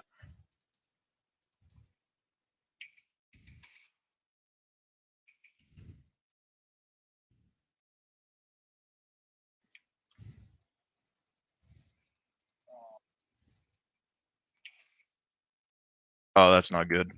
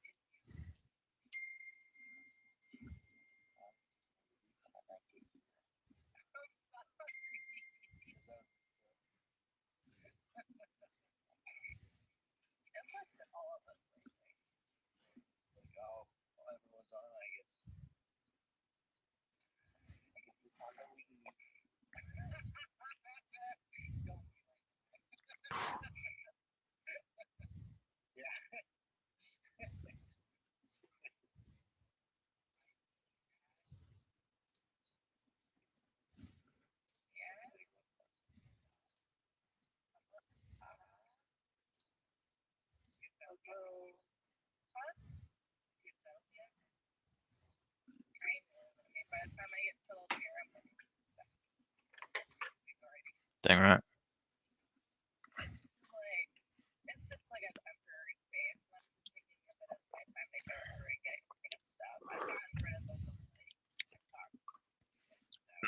All you need is a suitcase. Boom. Pack up and go.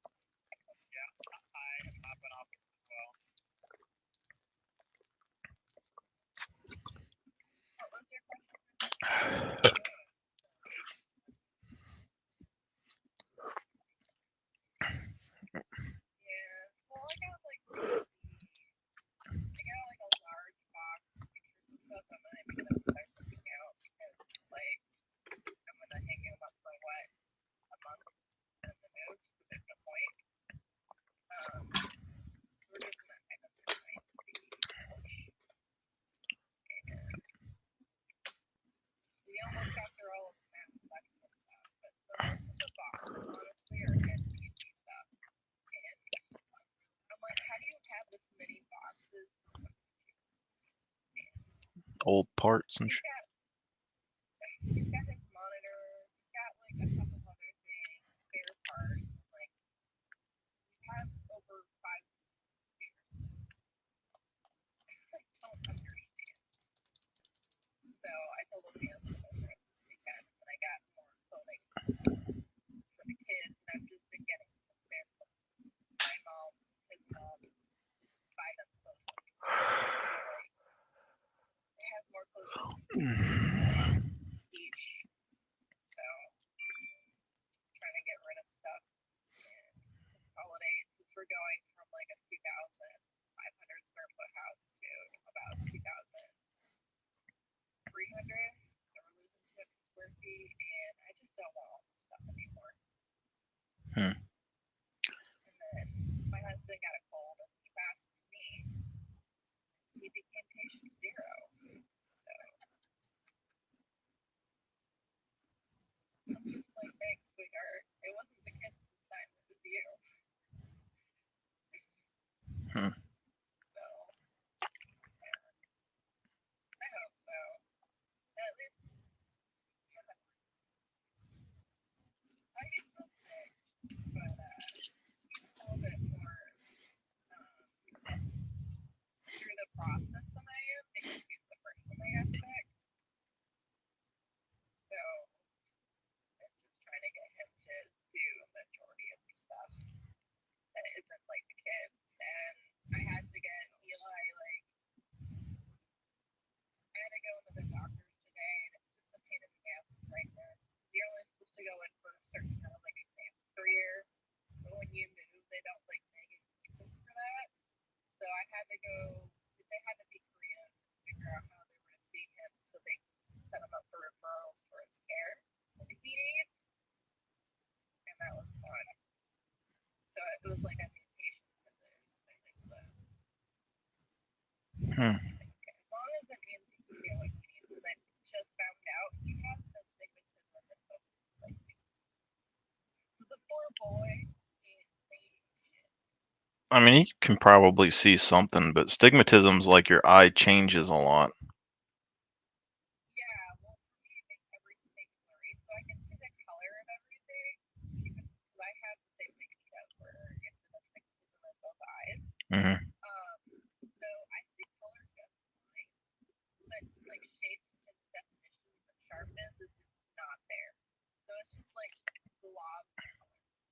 It's basically like looking at a very abstract painting of everything and knowing what things are. So reading is like, which is what he's needing to do the most of right now before he goes into school.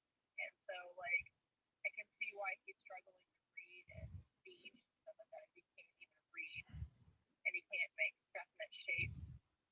So I mean, I'm not saying he can't see at all, not blind, but it's gonna make it really difficult for him. I mean, I got a good idea. I got a severe like stigmatism in both of my eyes, so my prescriptions are like really weird compared to most people's. They're really expensive, but Yeah, yeah, it's not fun. yeah. Glasses are usually like $800, so and that's when I have insurance. So I usually spend the money every 2 years instead of every couple, maybe even every three if I can handle it, but normally it's every two. So much every 2 years. So yeah, luckily TRICARE will cover most of it. I need a referral for him to go see the pediatrician. When I took him to my optometrist, they couldn't even get him to sit still long enough to give him answers, so they couldn't give him a prescription. They tried. They tried giving him things, but he just couldn't really give them answers that they had like used definitively. Yeah. So it's good. Speaking of moving though, like, oh yeah, there's two spots. I watched a documentary like a while ago where there's like this millionaire guy who he like works on his laptop and he moves place to place all the time.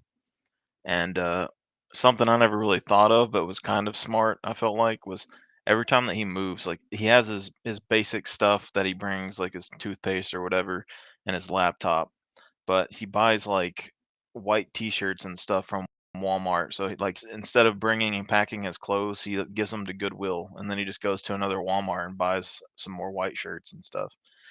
That's like I don't know, it just saves him on travel. It seems like, and he doesn't have to like mess with it at the airport or anything if he flies. It's different kind of way of living, I guess.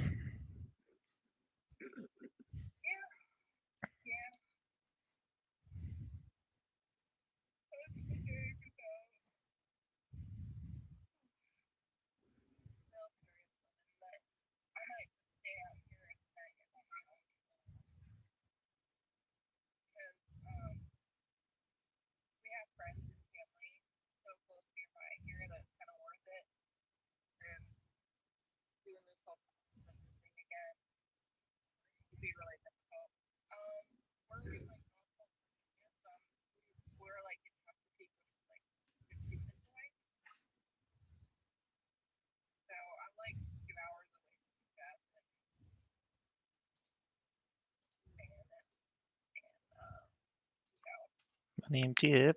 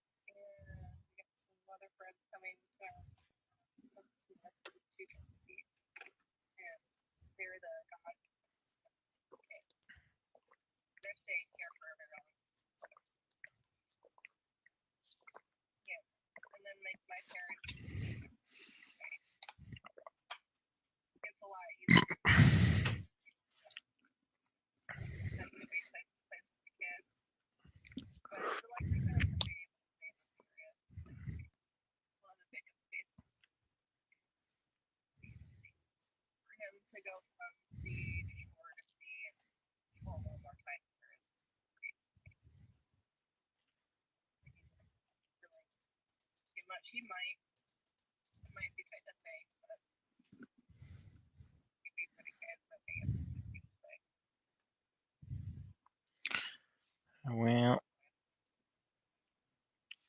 I think it depends.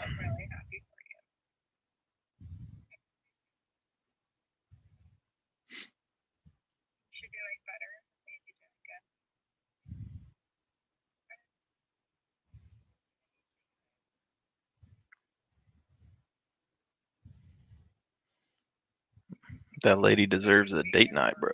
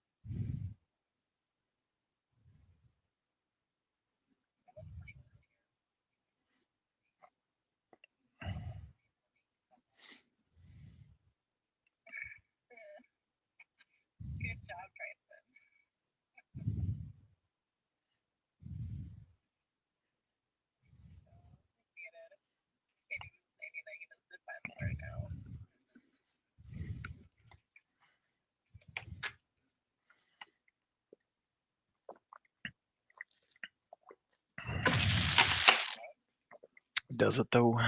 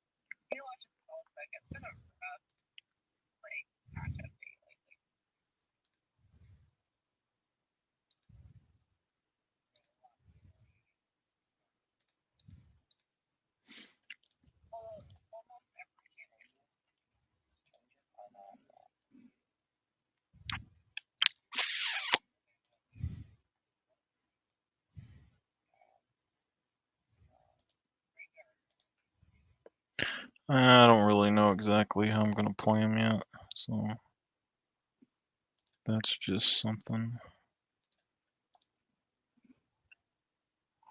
I haven't played them in a long time.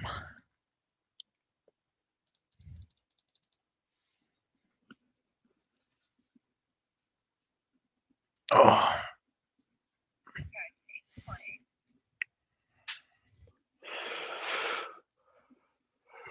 oh God.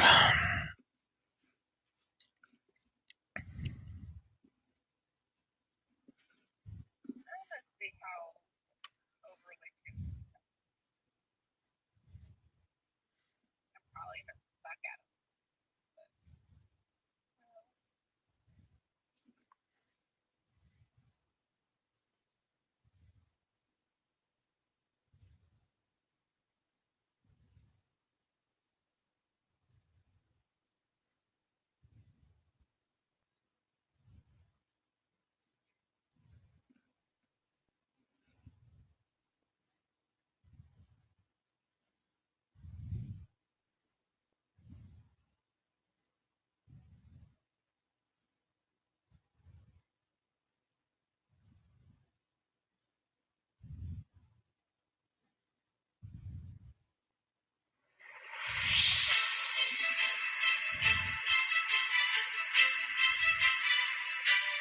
Pretty sure he's a demon.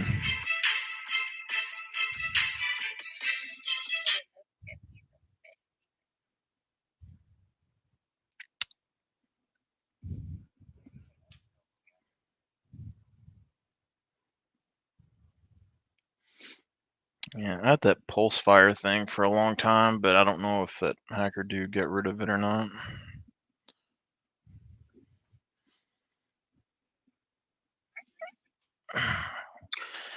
Yeah.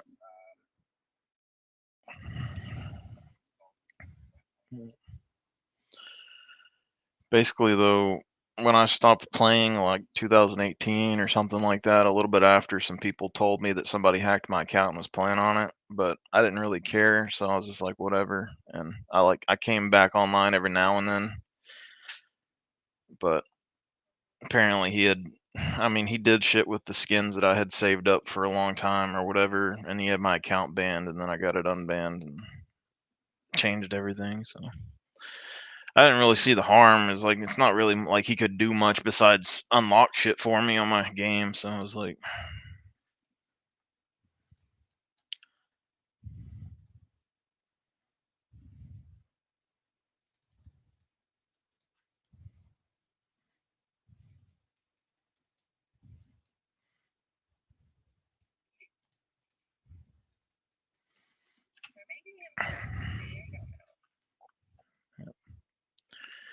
I wish the people I knew in my hometown were like actually wanted to be friends. Like everyone they act super friendly, and then as soon as we all become adults, they just fucking hate each other. They hate everything about you. As soon as you have an opinion, they hate you. Okay. You could be playing video games and having fun, but no, everyone got to hate each other. Terrible. Yeah, this is a small town though. But People in small town are like that. It's like what happened. yeah.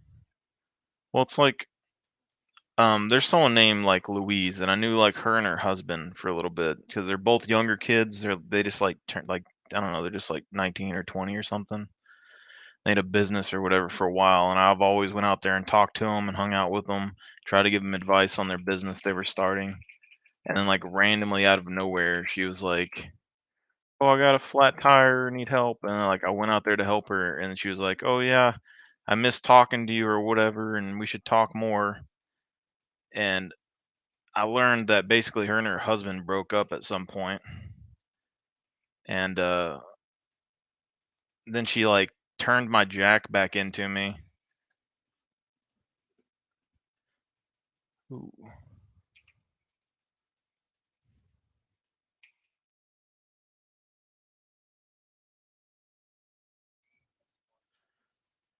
But like when she showed up here, she like invited herself into my house and stuff, and like started giving me advice on how to fix it up. And then she invited me to her house because like I just bought mine on a on an auction. She got her grandma's house or something when she died, and she's trying to fix it up. Then, like, not too long after that, like, she was wanting to hang out and get drinks. I don't really drink though. And then she started calling me bud, text messages. She's acting like I'm a weirdo now, which I've literally been the same person this whole time.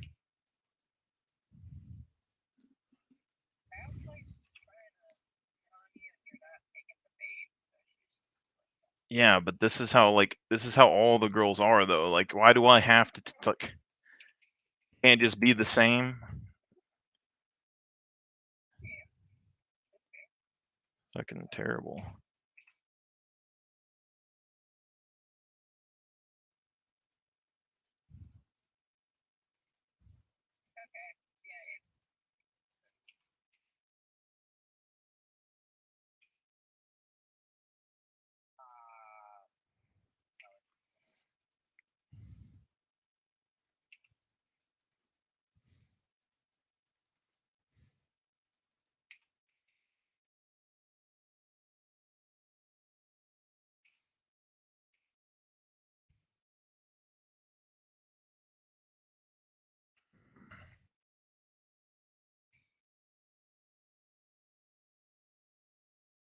Let's go silent. You need help toppling?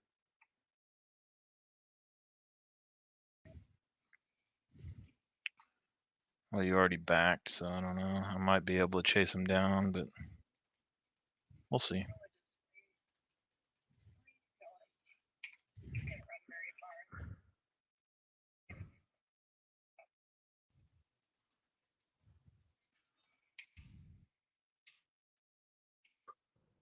Running from me!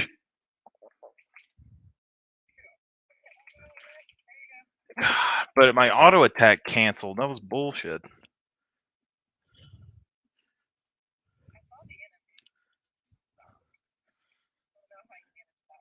He ate an orange or something and he was running too fast and he went out of range, but time at. It's worth it. It's whatever.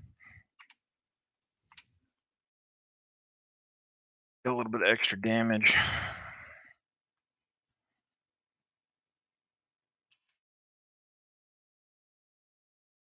Ooh, Kindred's in my jungle.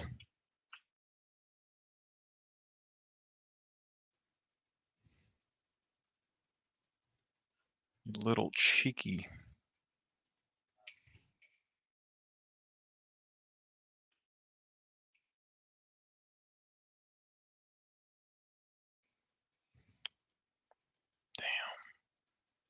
I gotta get to the raptor pit up here. She's gonna take it.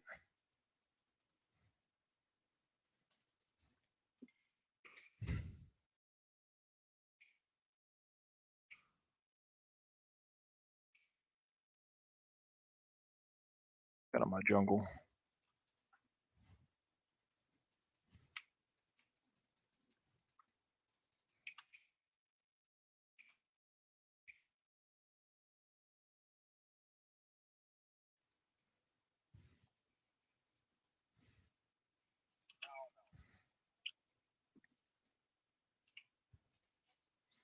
I'll leave that, get level 6.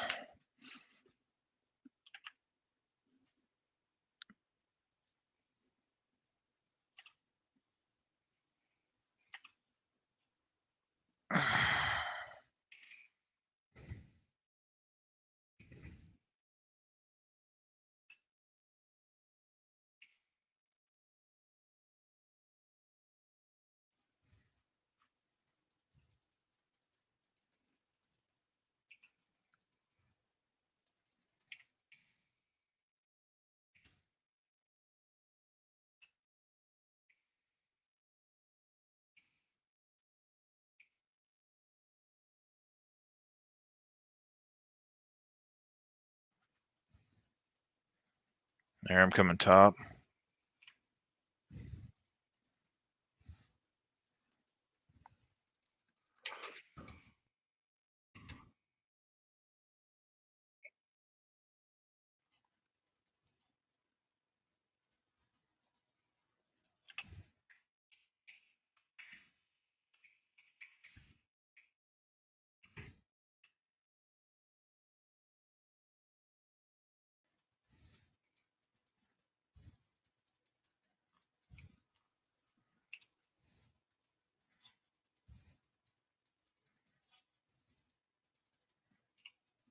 Where is she?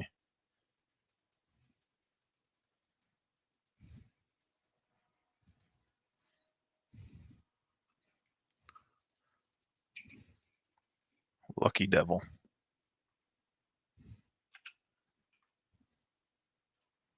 She's doing drag. I don't even know what to build on Rengar anymore. Ghostblade.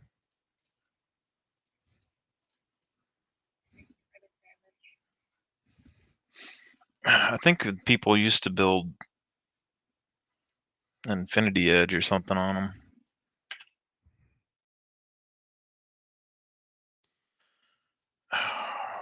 Oh, I don't want to use Ghost, but I know she's gonna be here.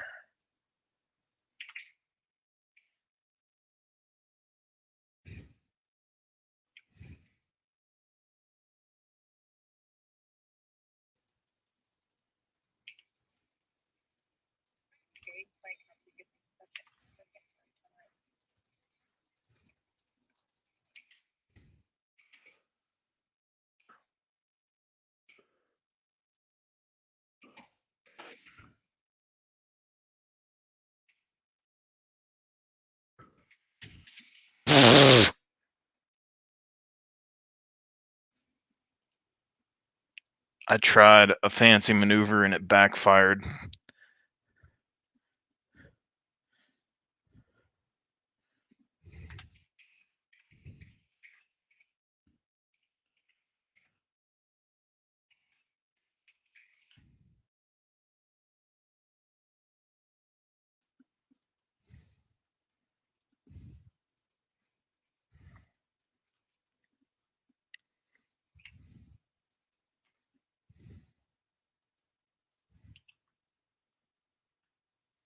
Kindred might go for the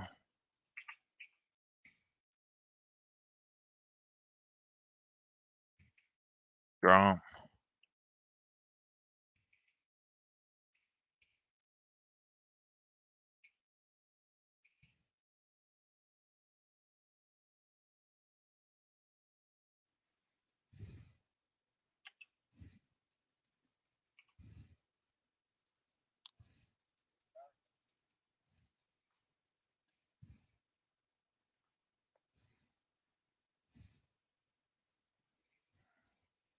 That's a very aggressive Nautilus.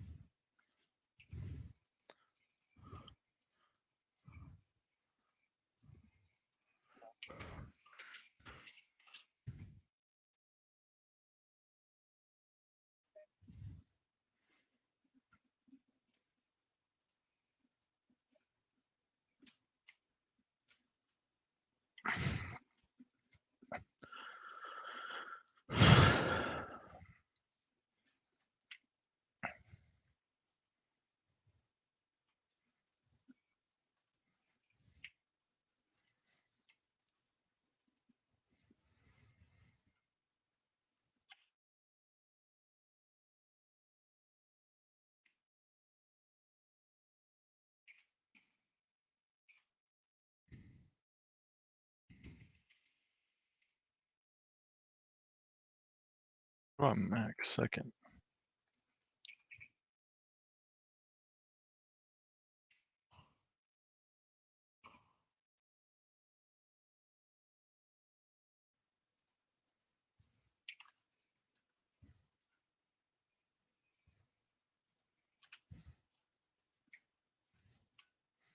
Seem to be a little under leveled, ma'am.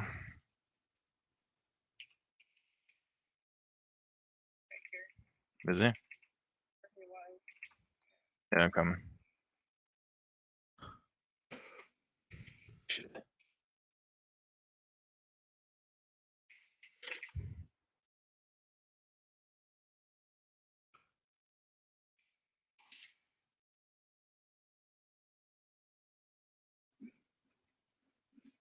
He's too strong. I don't know how that happened. I don't know if he just managed his waves right or what, but he was just taking a go around.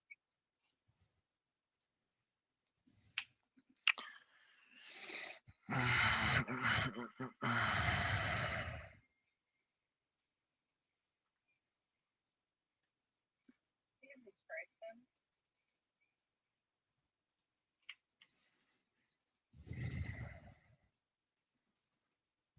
Take him on, right? Hey, Nautilus, you got ult? Shit.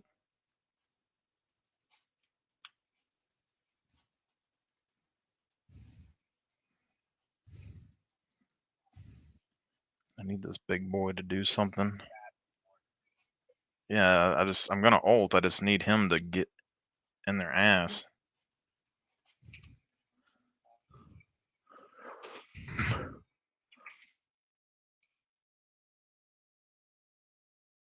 Oh my god, I can't believe I just fucked that up.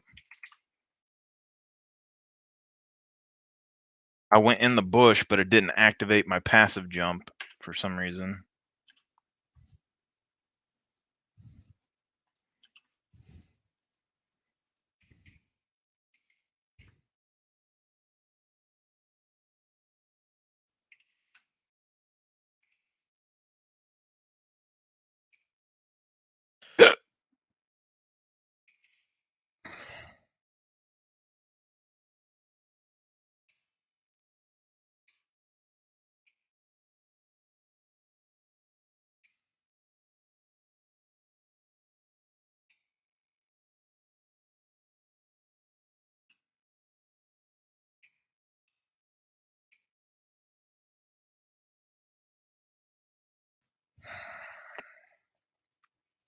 I don't know if there's anything I can do here.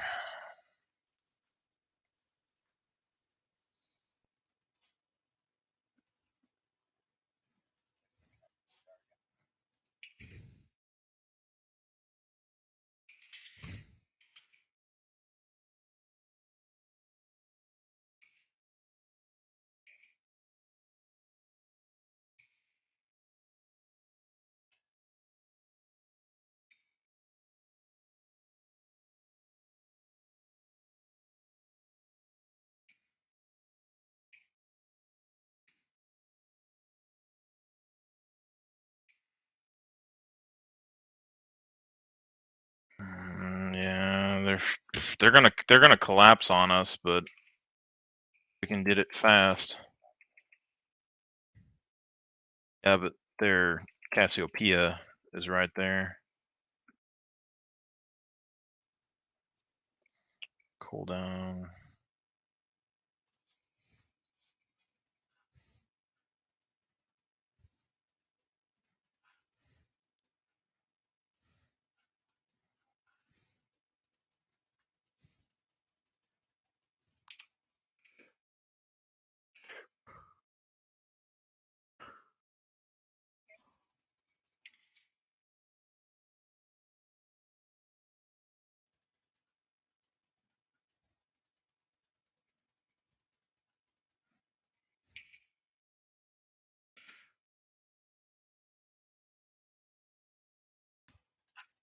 What?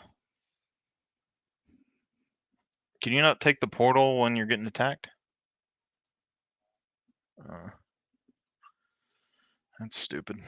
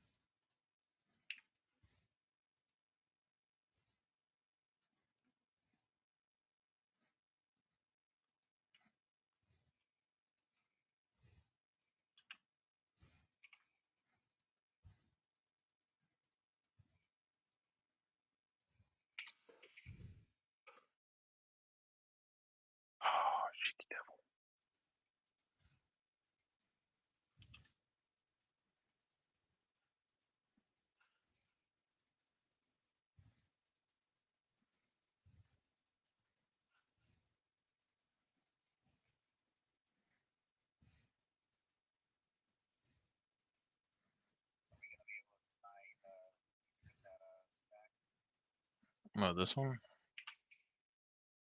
Yeah, it's...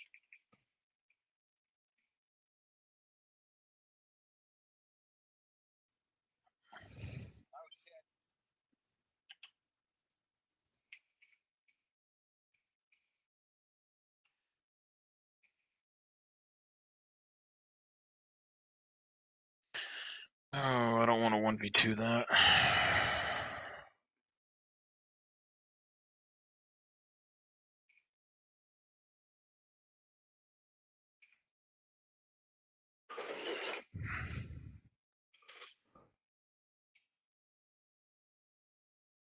God damn it.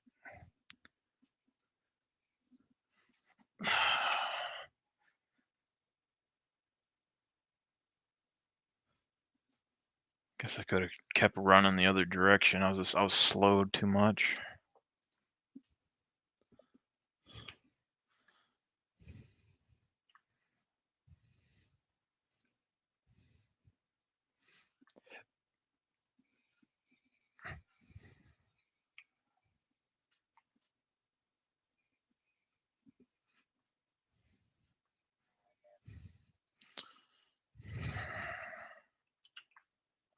You know what? You went.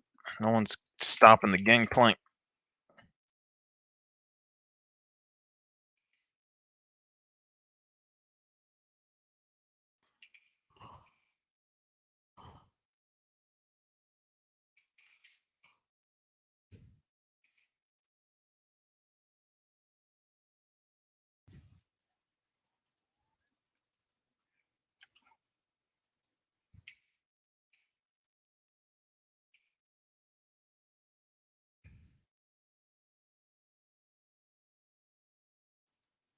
Oh, she's here.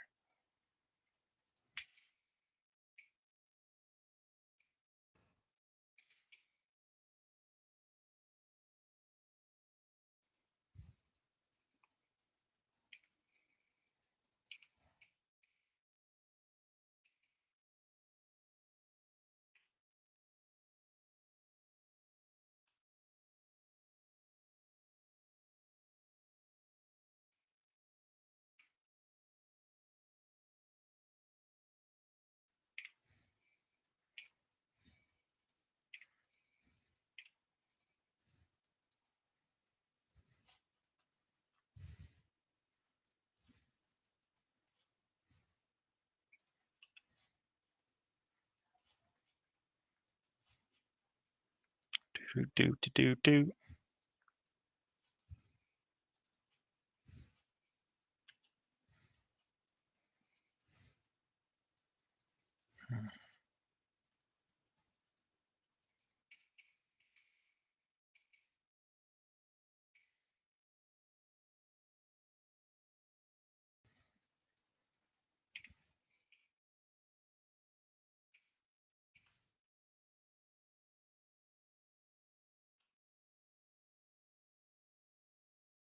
Coming back to help with gangplank if you need it. Doesn't look like it though.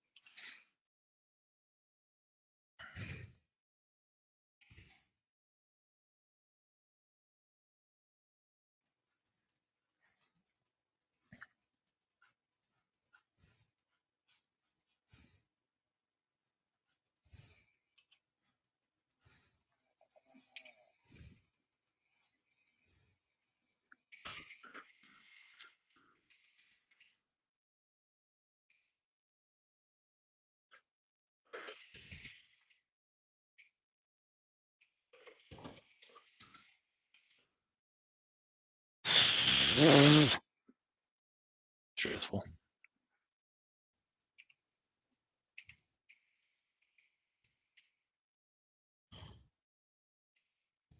Up, up, up, up.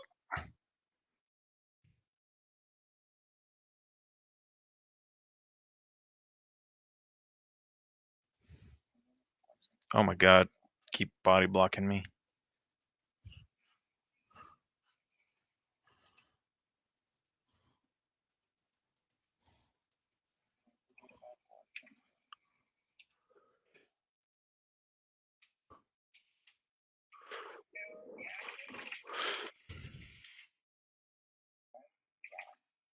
That's why you build speed on Rengar. I'm a fast boy.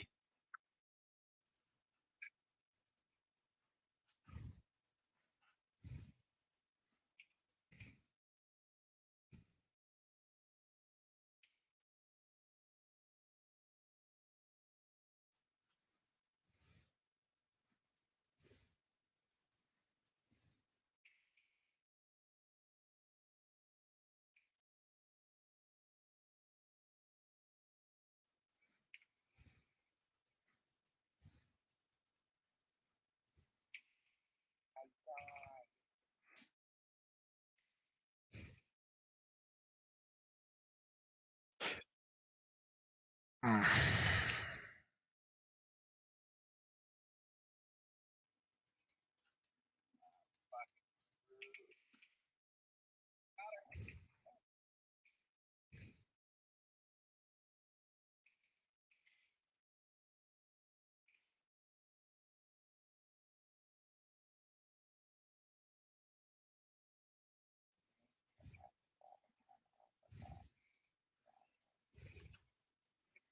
Damn. Did she ult?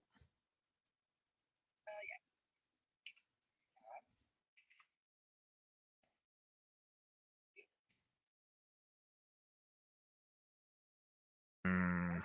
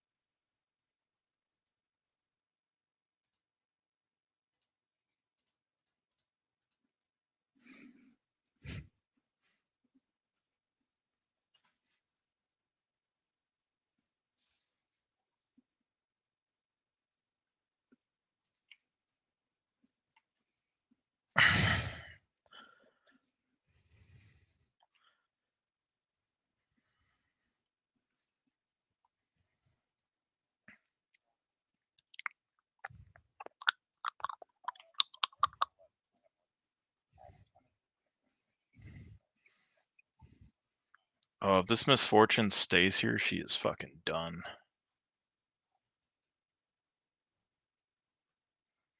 Her and Leona are coming behind y'all mid.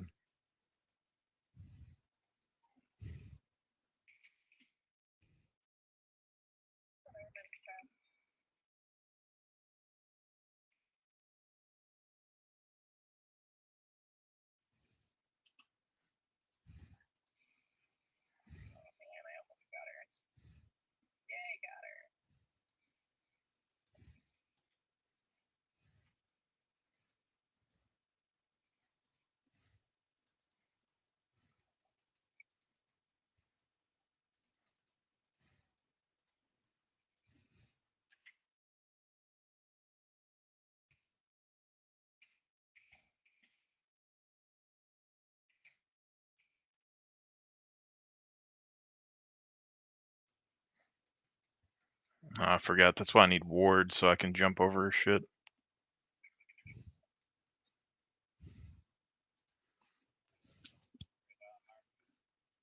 Yeah.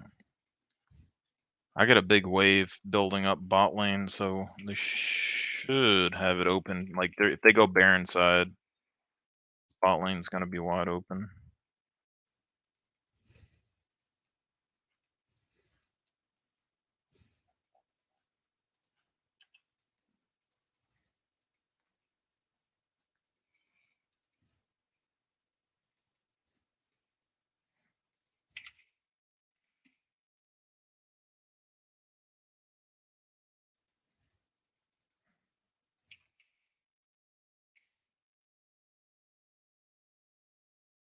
900.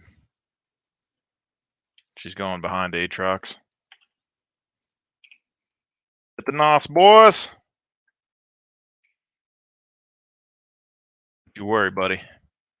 Don't you worry.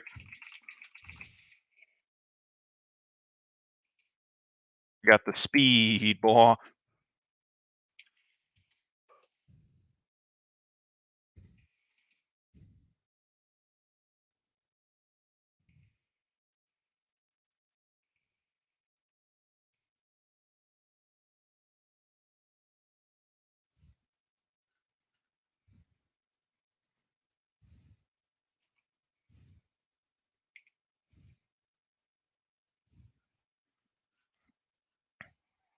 Silas, no.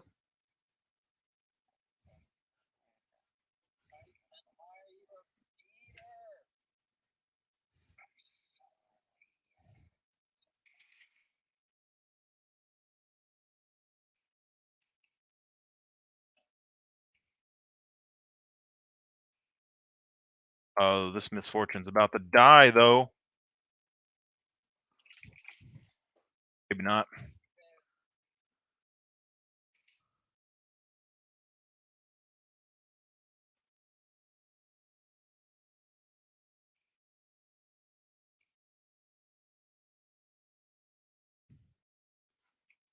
Alright, you'll do whatever. I'm gonna start heading Dragwire.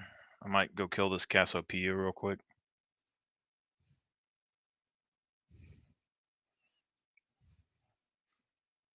She isn't gonna know what hit her.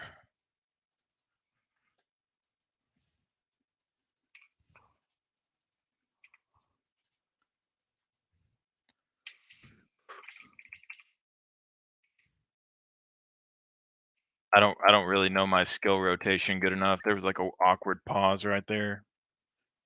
I don't remember the rotation.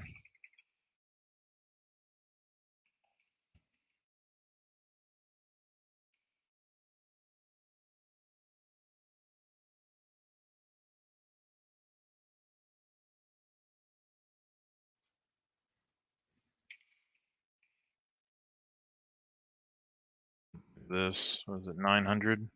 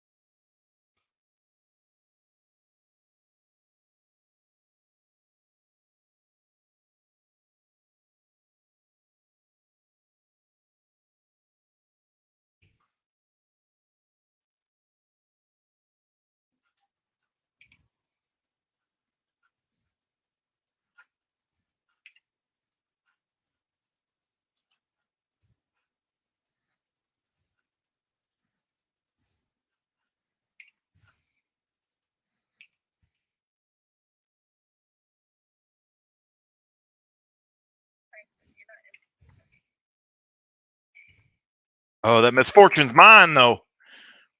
Woo!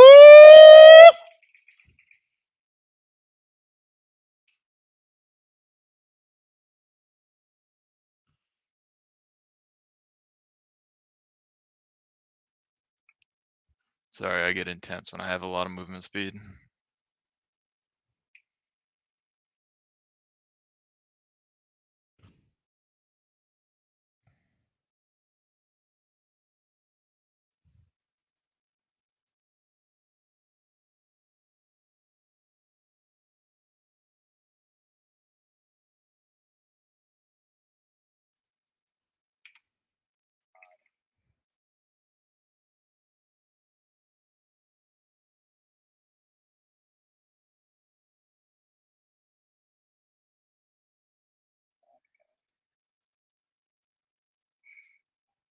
I really feel like I should have built a GA, but this Noxium Arc seems pretty decent, maybe.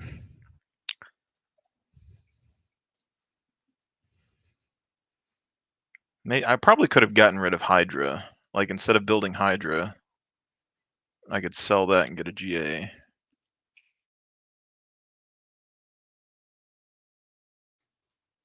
This seems right. Don't you worry, Ezreal. Oh, he's dead.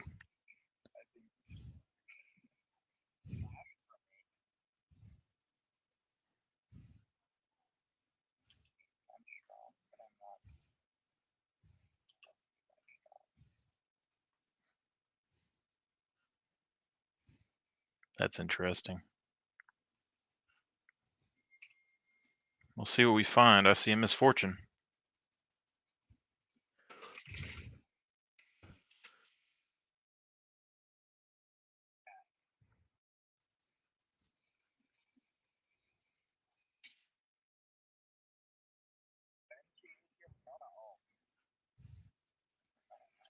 Okay, Noxium's pretty good because I got Ultimate again.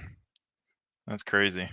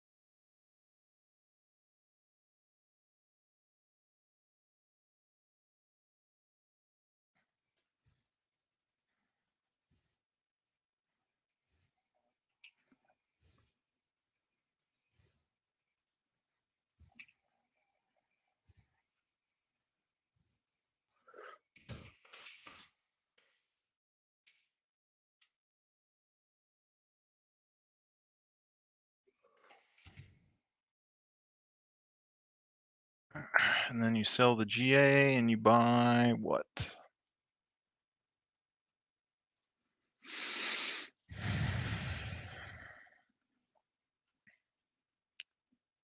Sell the GA and buy.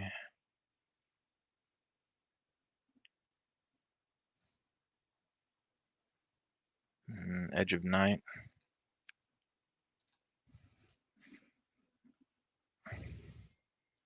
Actually, yeah, let's do the Ravenous. A bit of Potion.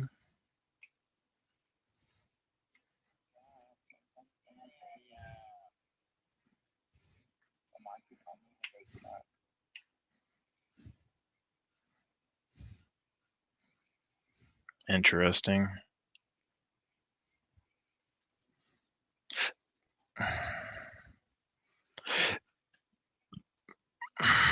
Wish I had my GA for this fight, but we'll make do. I can probably just straight up dive that Leona MF and kill her.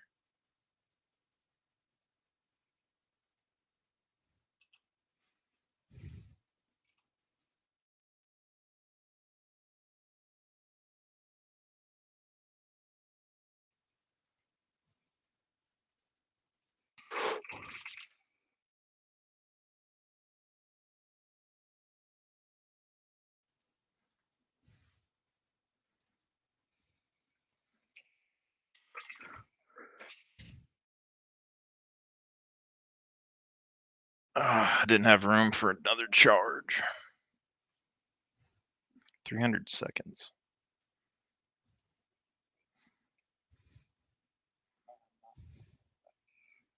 So I get 150 seconds.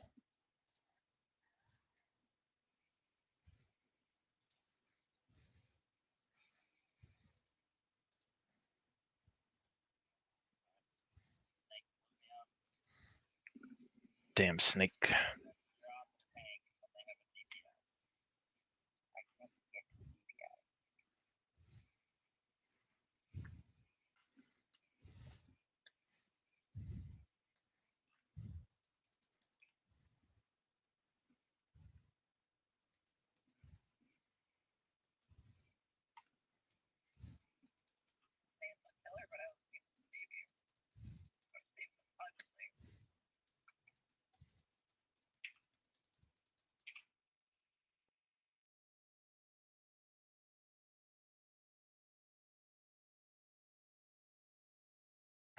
For a GA or something, yeah, maybe.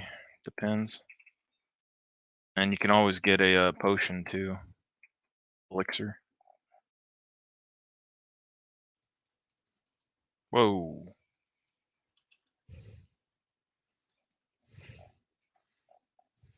Yeah.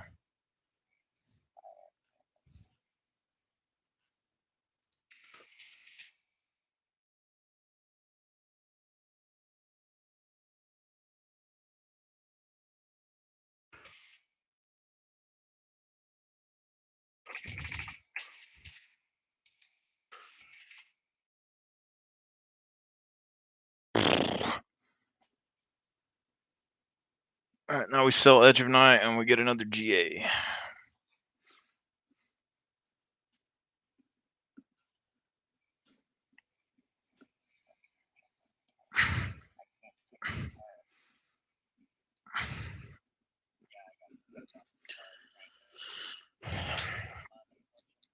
Yeah, I mean, if we get enough wards down, I can kill her. I just don't know where she is half the time.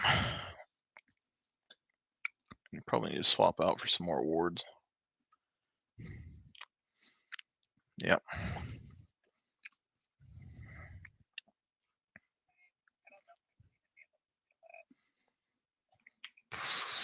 I mean, it's MF and Leona, so I mean, as long as you can keep them from finishing it.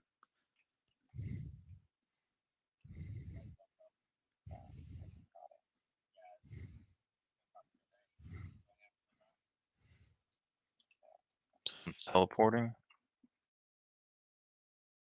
Gangplank teleported. I don't know if this is worth. We'll see.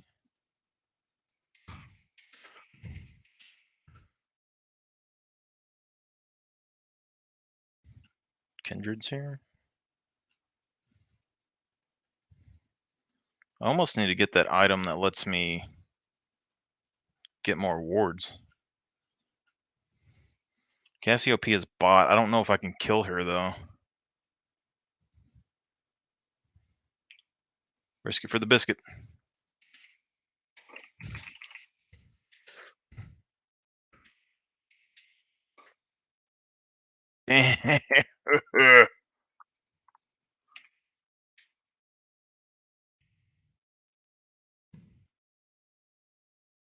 I had her, but her slow, and I had Moby boots.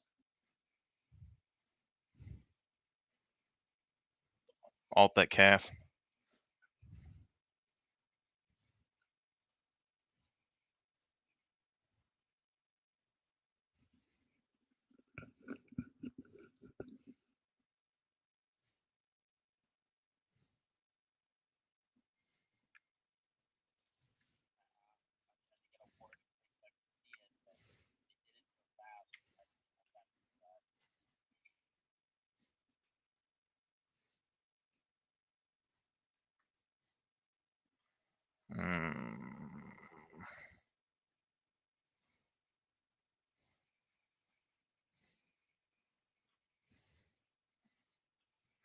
If I can get to the MF, I don't know. I might be able to kill MF, but they're all right next to each other now.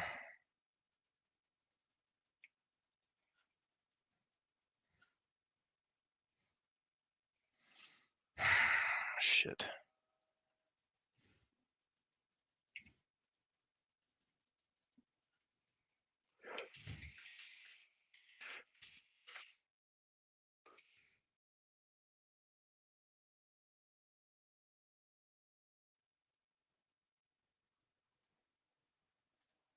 GA doesn't have enough.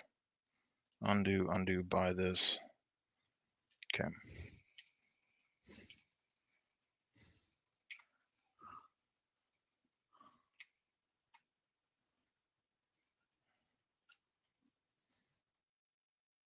And if I could push a lane, that'd be good, but I can't.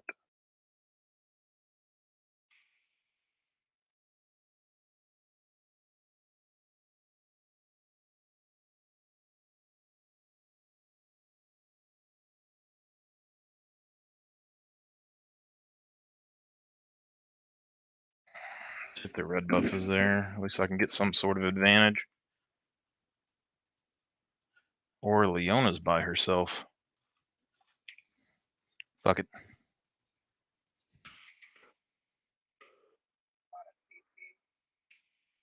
Yep.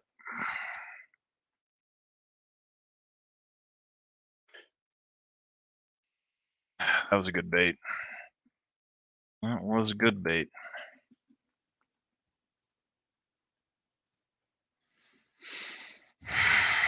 $100 on GA. It's not really worth it.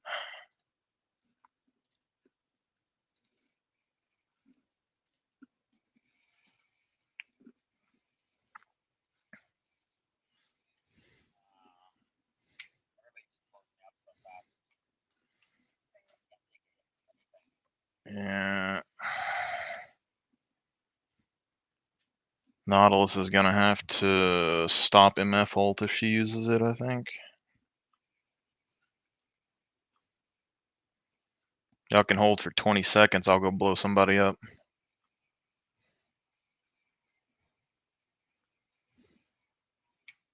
GG.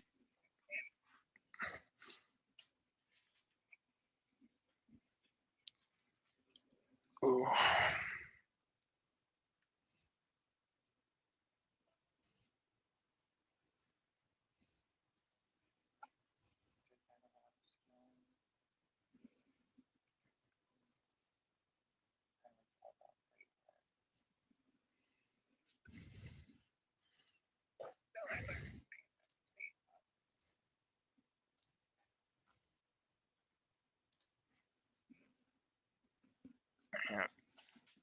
I probably should have just pushed more lanes, but I really couldn't fight Gangplank early on.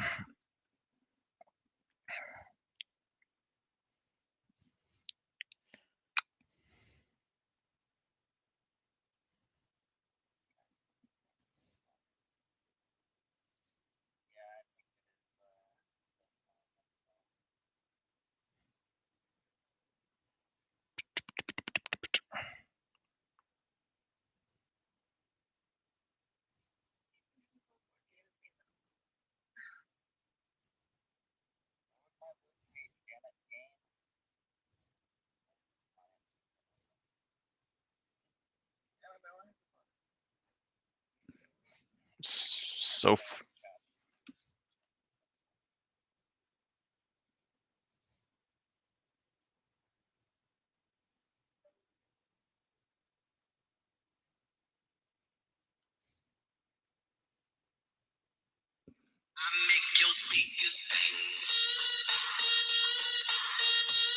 TikTok hub. No.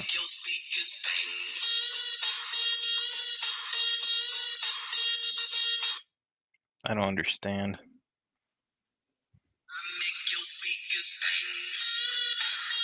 If you want to play one, I'm here.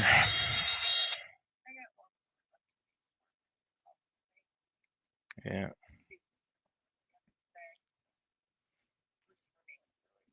It doesn't seem like y'all really play that much, so. Because y'all do like 2 or 3 matches a day, something like that.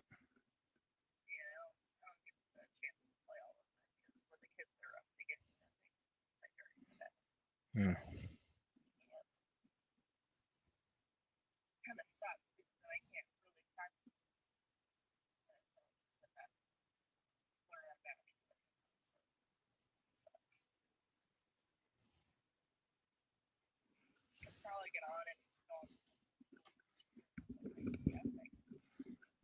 I mean, that's something.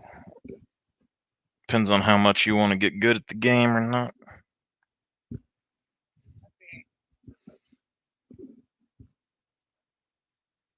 A what? I mean, really, like the CSing stuff is just like learning if your champ's like strong early or later on, like how to like if you should like Azir, he's a scaling champ, he's stronger later on, but you want to be aggressive in lane, you want to control it. That way you can kind of dictate how the minion wave moves. And then you kind of just learn how like what you need to do to last hit the minions with your character. and then eventually it becomes like the minions become like second nature where you don't even think about it, and then you can focus more on skill shots. So it's more or less like you just start moving around and you're dodging skills and the CS just happens. And then when you get really into it, you start learning like, okay, so you want to be in lane for XP and gold. So you'll start learning that you can like push the wave up and push it into their turret to deny them CS, but also to roam. And you'll kind of figure out how far away you can go before you can come back and not miss any CS. So like if you slow push, like even in mid lane, if I play like Azir and I push up the first wave, then I ward enemy jungle, come back for second wave, then I control it. I keep poking. I let the wave push to my turret, and then like I freeze it at the front of my wave. Then they're gonna have not that much HP. They can guide to a jungle gank or something like that. But sooner or later they're gonna have to back. So if I freeze the wave in front of my turret, I can deny them the CS, and they're not gonna be able to stay because I'll kill them or the jungle will kill them. And then when they decide to leave, I can have like 2 minion waves built up and let it push to their turret. So if the turret kills them, then I get turret gold. They get denied XP and gold, but also I can roam like bot lane or in the jungle and come back, and I'll have 2 or 3 waves worth of time before I need to be back in lane.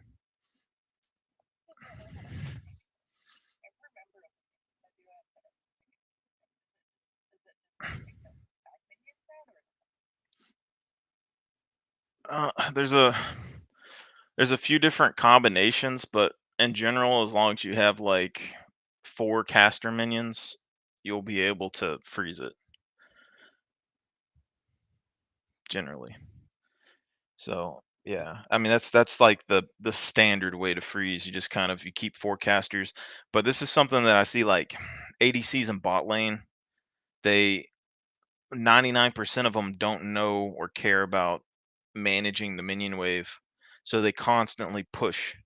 They're constantly pushing it into the enemy. So that's where like I have a lot of trouble playing with ADCs that do that when you're going up against like casters or something, because I'll tell them at the first of the game, like, okay, they got 2 casters. If we play aggressive into them and get their flashes, then they're easy kills for the jungler all day long. Because when you have people that aren't very tanky without very many escape tools in a long lane, they're really easy to kill in ganks and run down. But the ADC will keep pushing them into their turret, which lets them safe farm. They want all of that in front of their turret for that lane. But it just depends on the champions. Um, because like some champions, you gotta uh, like if you're playing like top lane, like Garen, and you're playing up against like another tank or whatever. It's like a really boring lane where you're just kind of sitting there and last hitting the minions, and then you try to like do short trades with each other when they go up to hit the minions. But if you're going up against like Vladimir or something where he can regen his HP, so like anytime you trade with him, he's going to regen the HP back. So you want to try and make him decide if he wants to use his skills, because he doesn't have any mana and he regens his HP, so he can stay in lane all day long. So you make him decide if he wants to use his skills on the minion wave or you. And so you can push into him, make your minions like if he attacks you, he's going to lose CS by attacking you, and he's going to take more damage from the minions. So it's just, I don't know. There's a bunch of stuff, but basically just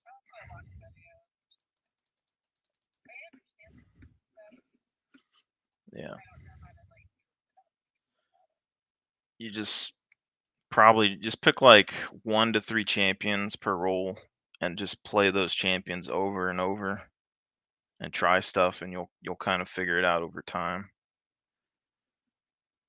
Cause like it's like Yasuo, like I played him in the past a whole lot, and him and Diana were always like a really big thing. Like they were always pretty even. And eventually, when they changed Diana, she could just steamroll me, even though I was still building and playing the same way as I used to. So you just had to like change the items that you play and not be able to fight her early. But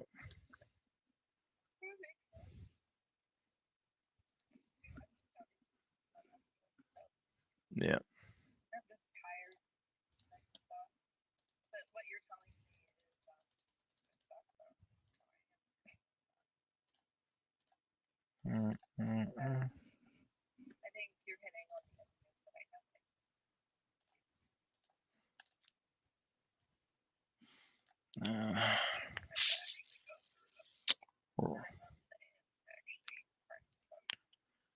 I know. I haven't really tried a whole lot of this yet, but the other day, first off, Volibear top fucking steamrolled my ass. Okay, he level 1 and level 2 turd dived me, so I don't think he wins against that. But I was playing Zac top, and I was literally running over top laners because he heals so damn much that they just couldn't stop it. Like every time that you trade, I would just regen back up to full HP. Yeah, so I mean that's like a champion you might be able to try, or like there's just different champions that are pretty good. Like Garen is always really good top lane to like learn the very basics of stuff. He's like really good. I don't know what I want to play.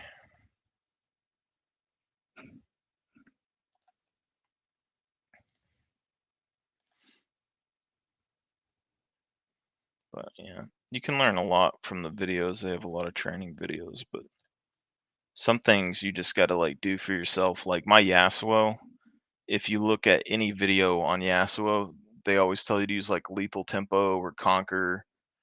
But the only way I've ever been able to play Yasuo very good is with fleeting footwork. Because I like the movement speed on them because it lets me reposition, but nobody else can like plays them that way.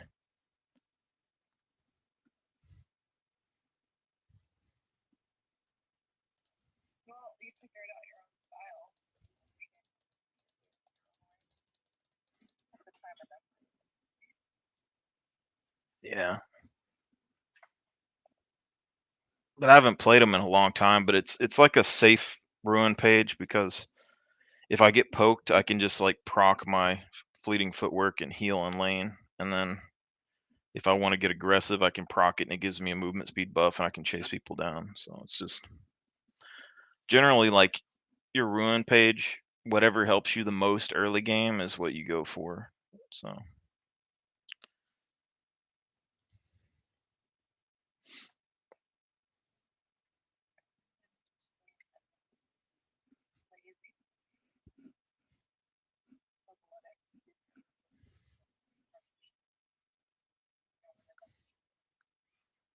yeah, I mean most of them are fine on there, but it just depends. Like aftershock has always been like a thing like on Thresh for a long time, and I hated it for the longest time, but now I'm pretty good with it.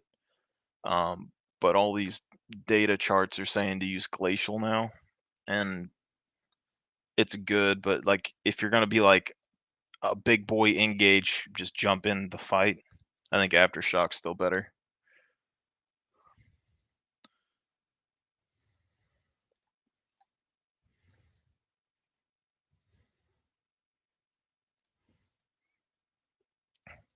And some things you'll never see like on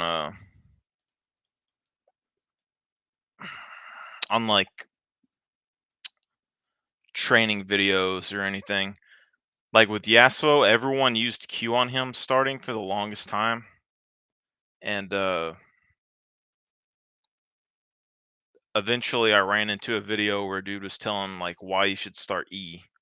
So like everyone all the way from like iron up to like platinum and diamond was starting Q on Yasuo, but there's like a dude who's master tier or something that was telling everyone to start E, and like it helps a whole lot. And then there's like a deal that no one really did besides the top tier players where they would like farm the first couple waves and back on Yasuo, and then they would buy a second Dorian's blade so that they would have more sustain and HP early.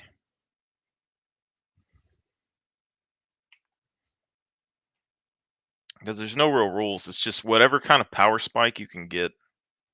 You have to decide when you want to back.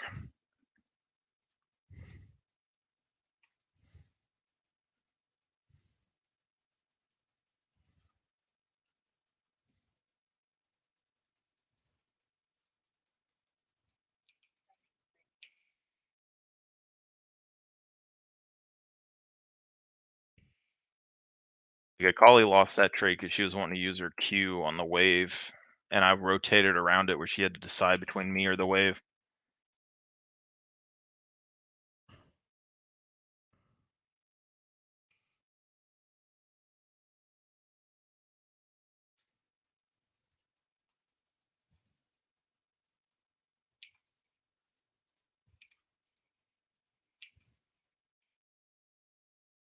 Damn, auto canceled.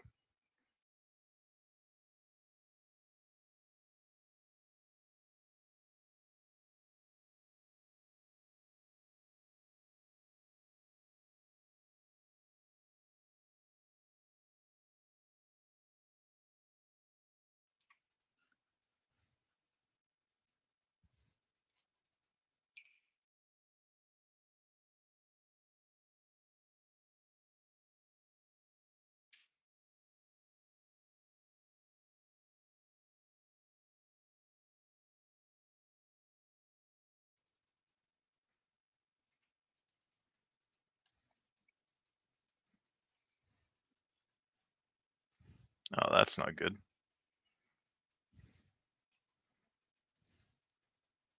Why is the Malphite there?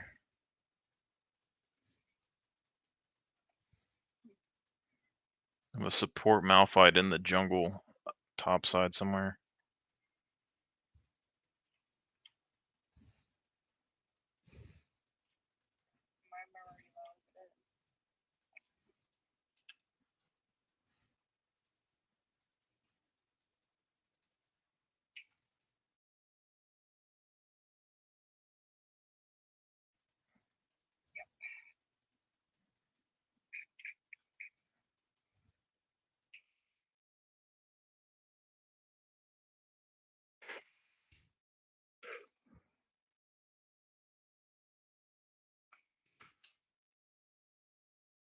Ooh, that was close.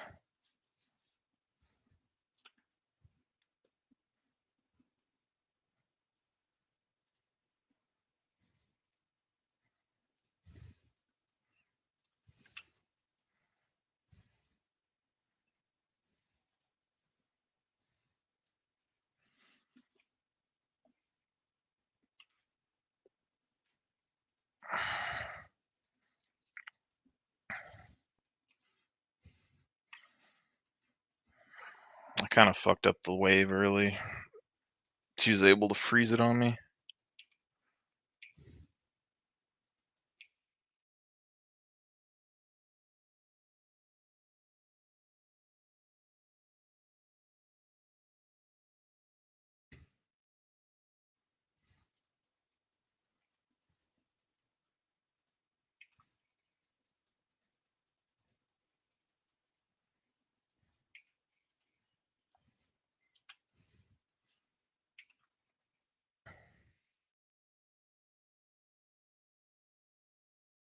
Some things your junglers should know, and they might not be, because like Mordekaiser doesn't have any real escapes.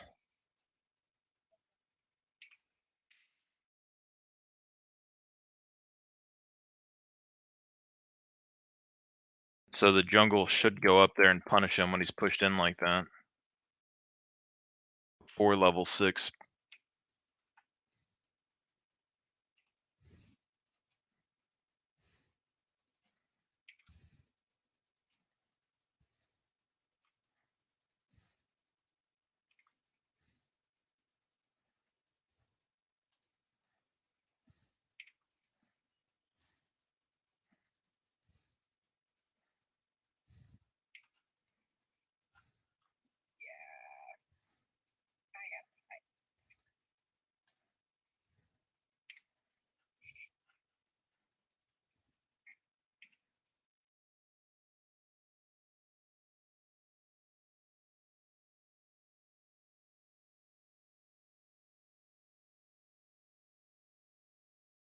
I don't know exactly what to build for this Akali.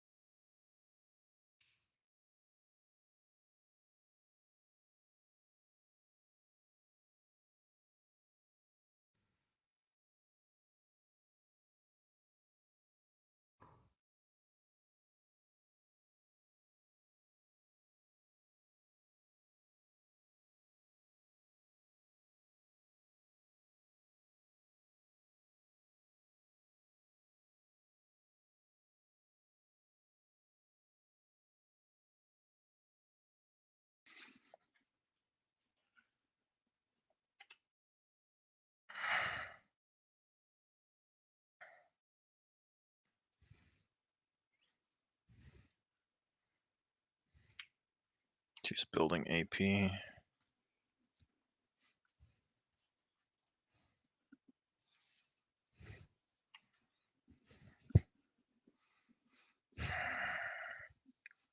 Probably should have got a hexblade thing.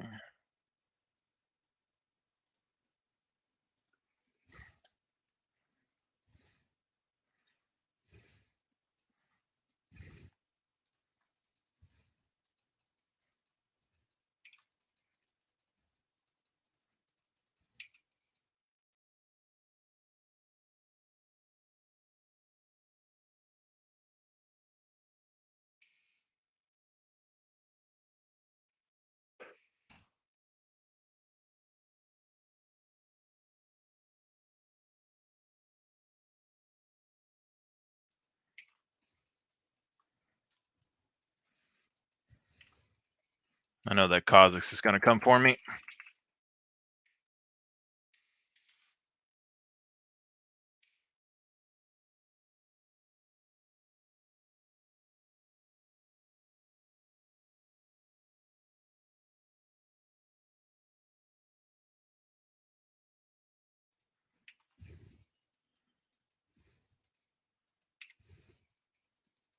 Oh, buddy. If you stay here, you're gonna get dove.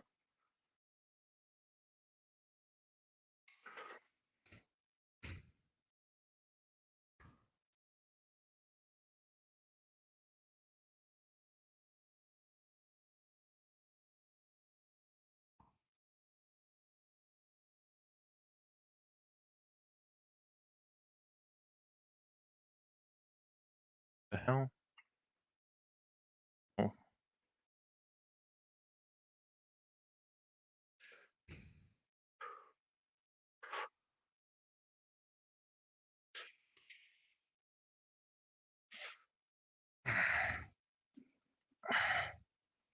Yeah, he's a bit too strong.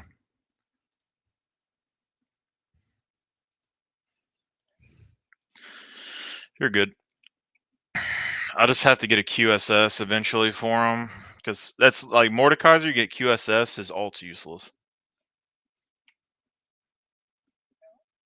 Yeah, it takes you out of his ultimate. So literally, like, whoever's your carry, like, ADCs never do this, but if there's a Mordekaiser and he's targeting your carry, they need to build a QSS, and then he can't do shit.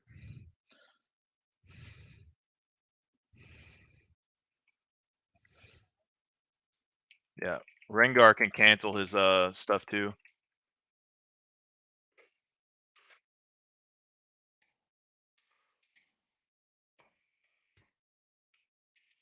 Oh, there's goddamn Kha'Zix was there. Yeah, I thought it was 2-on-2, but Kha'Zix showed up. Kha'Zix is coming behind you too. Mord's kind of low, so he might not show. I think you can take Kha'Zix. He's level 6, but Mord's right behind him. Yeah.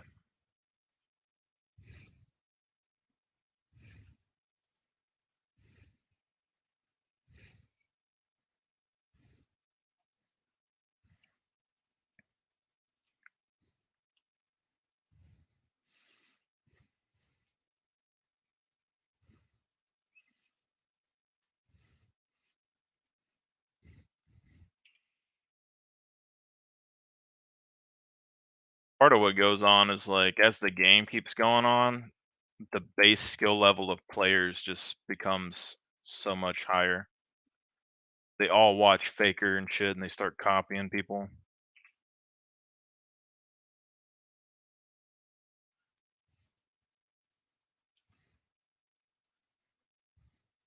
Kha'Zix is still up there.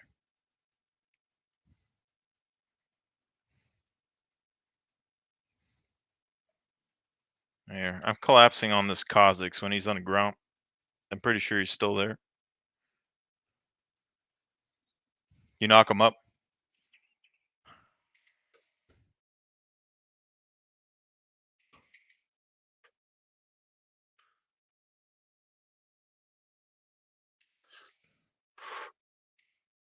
And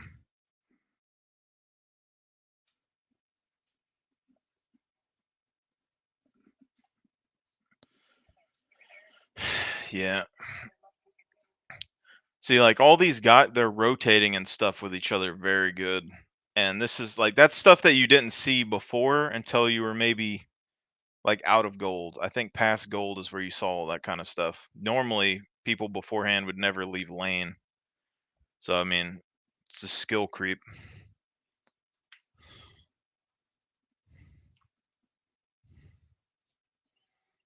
But they got there pretty quick. But I would say give the tower if you need to. Take the Gromp if you have to.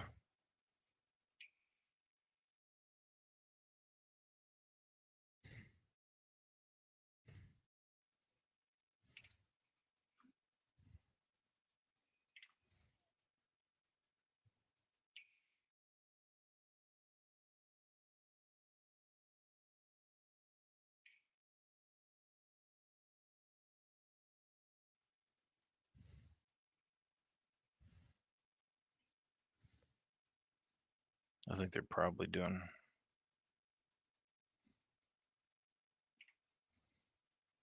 Herald maybe. You can stay mid if you want. Farm up.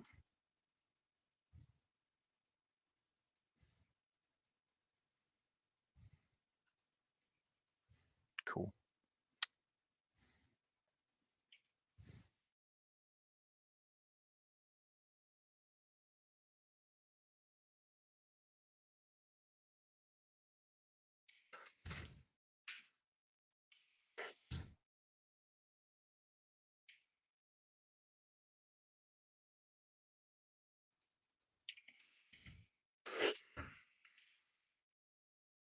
Of course I missed an auto.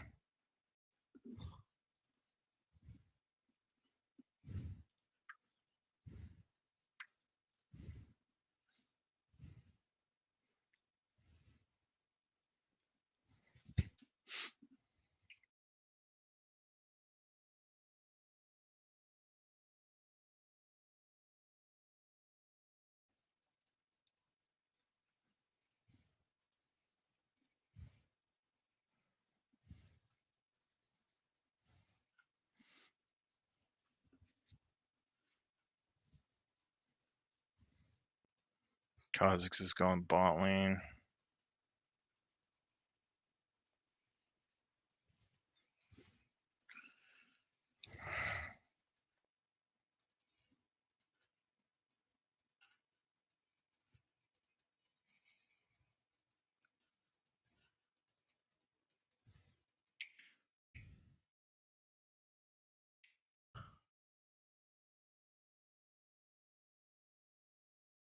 Uh,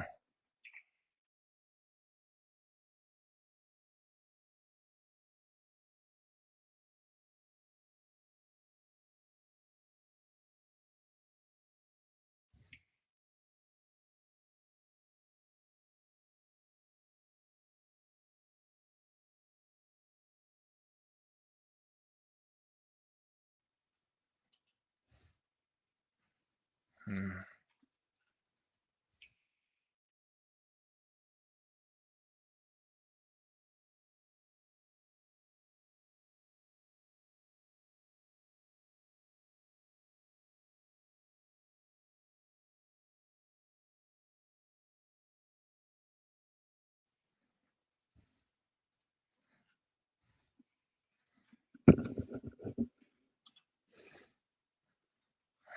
I don't think there's much I can do there.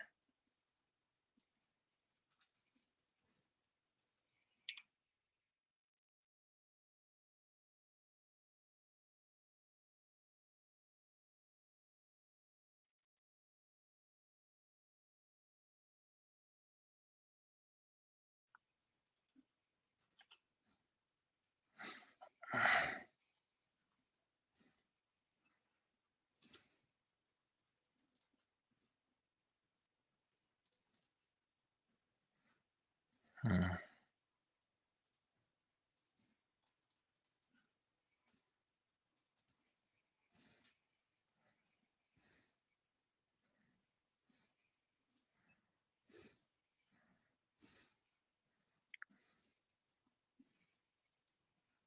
I hate that dash item. Kha'Zix and them are going to end up Well, they're not, but they would have. I think Kha'Zix might be going for you now.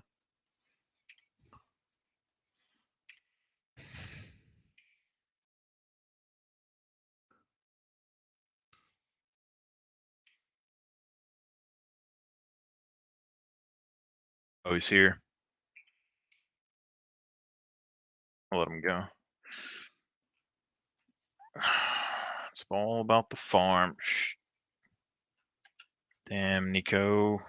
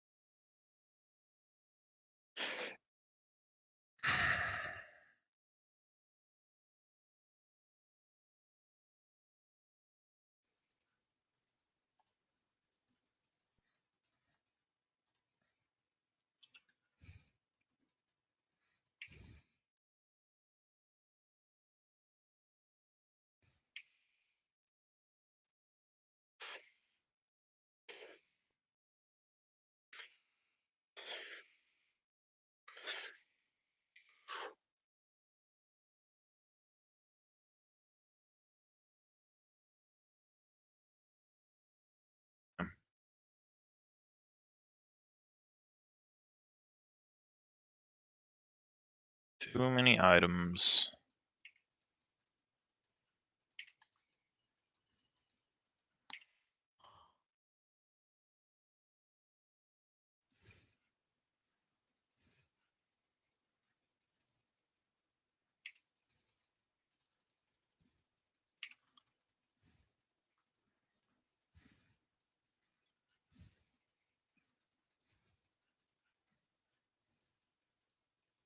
Hmm.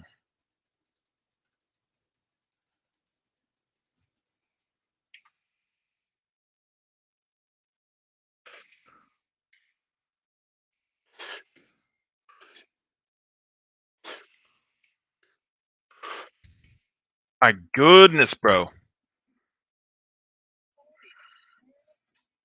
He, just got to keep farming.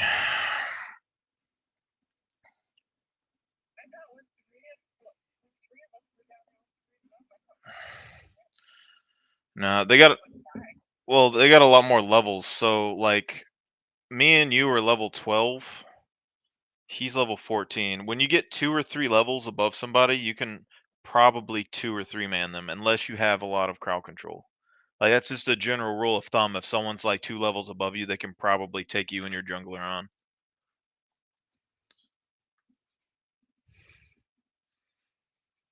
Just depends on the champions, but right now his main thing is that he has that HP thread and he's getting a lot of HP from his rune and the Rift Maker. And I don't have any HP regen or Grievous Wound.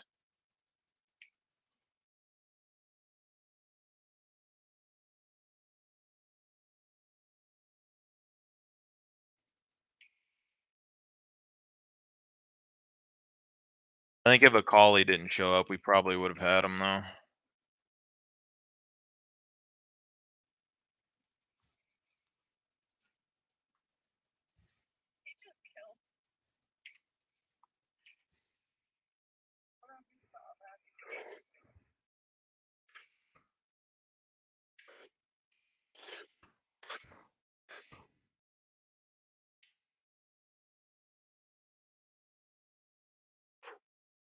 Oh my! I was outside of it. What?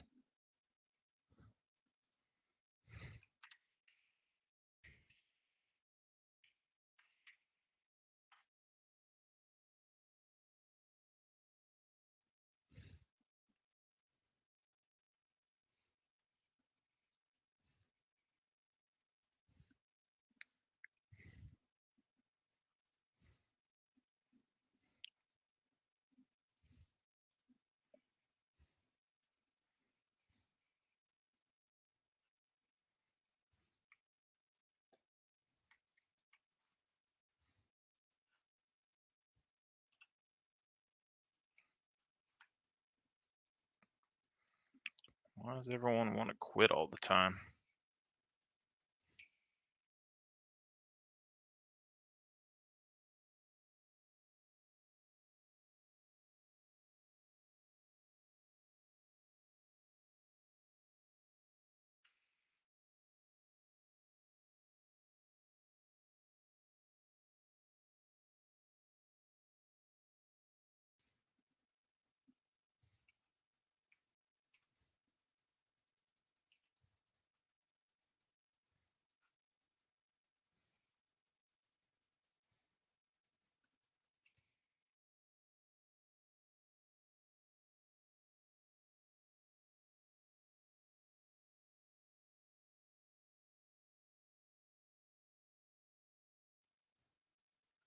Shit.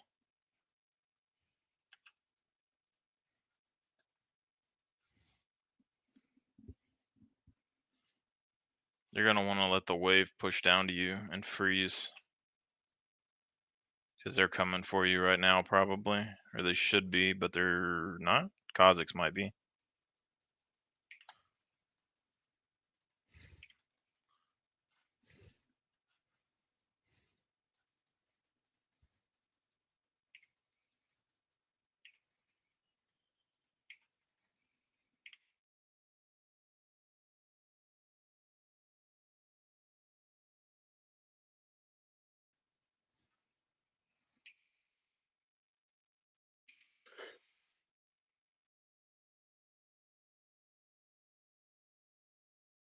Teamwork. I don't know if we beat Mord here, but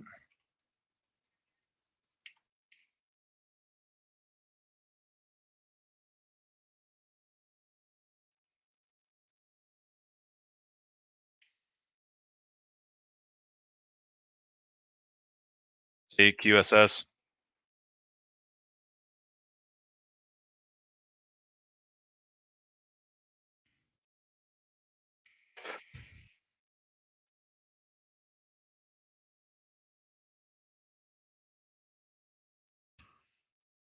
Oh, no. You got a knock up? Oh god, that was close. See, but he has 3 levels on us and he fucked us all up. Uh, but yeah. I thought we had a chance because all of his teammates were dead.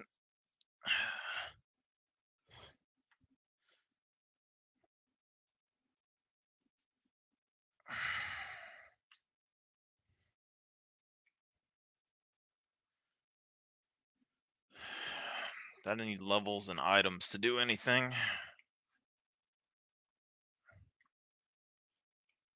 Which means we gotta basically kill Kazakhs and the other squishies to get gold.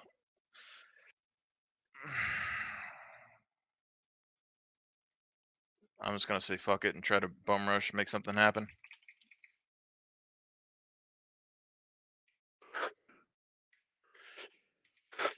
That didn't work.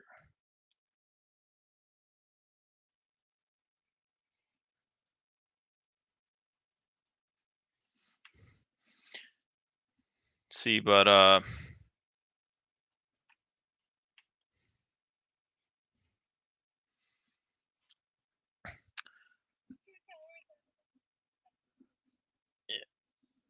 like some things, like I don't know necessarily that Warren would want to build a QSS, but something like like Mordekaiser, when you see him, most people are gonna build that Rift Maker, which is gonna it basically like gives him a lot of damage, puts it out to where his AoE does more damage, and then he gets a lot of HP drain from it. So if you're laying it against him, you know that Mordekaiser is very strong early game. Okay, he does AP damage. He has a lot of DPS and healing.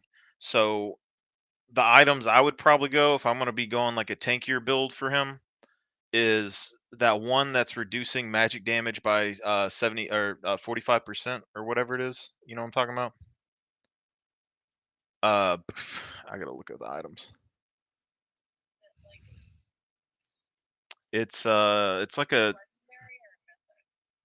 I don't know. Those didn't exist last time I played. I'm looking for it right now. Item sets. It's magic resistance and health probably. It is uh force of nature. So yeah, 350 health, 70 magic resist, and then 5 movement speed. But taking damage from an enemy champion grants a stack of steadfast, max at 6 for 7 seconds. Enemy mobilizing effects grant an additional 2 stacks. So if he hits you with his grasp, you're going to get 2 stacks. It doesn't really say what steadfast does. Anyway. Oh, no. It's so dissipate. While like at 6 stacks of steadfast, you take 25% reduced magic damage and gain 10% increased move speed. So you would reduce his damage by a whole lot, and it would help you move faster to dodge um his abilities. Like all of his abilities are skill shots besides his passive. So it would help you run out of his passive faster and like kind of kite around him a little bit. Um, the other thing's probably something with a little bit of grievous wound. So if you're going tanky, maybe like the first part of a bramble, like the bramble vest, or yeah, that's something that would kind of reduce his healing a little bit when he's fighting you. Would probably weaken him a lot. But uh, re-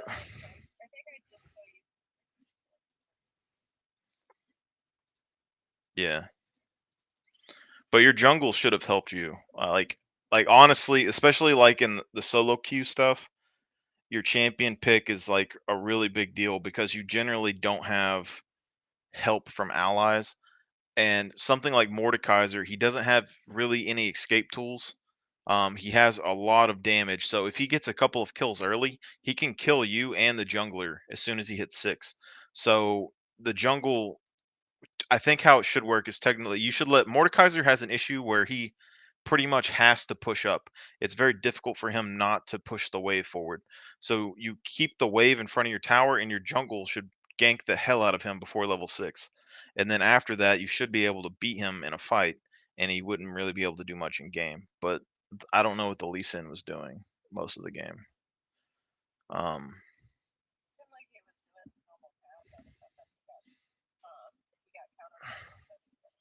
yeah, the Kazakhs. Yeah,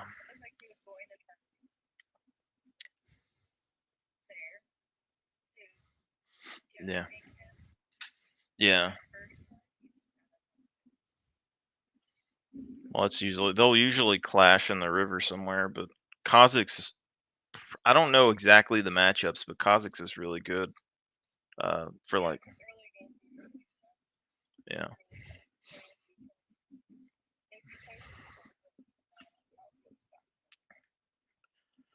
yeah.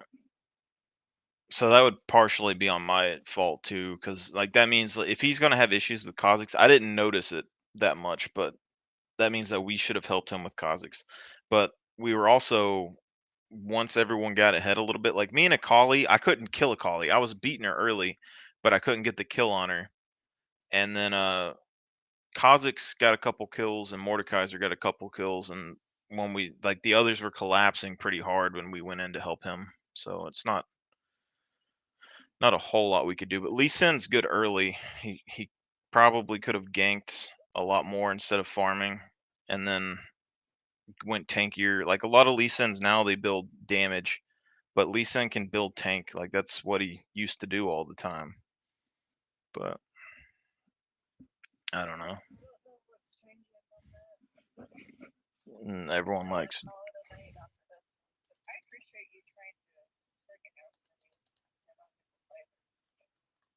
Yeah, I mean it's better than paying however much it is for one of those coaches.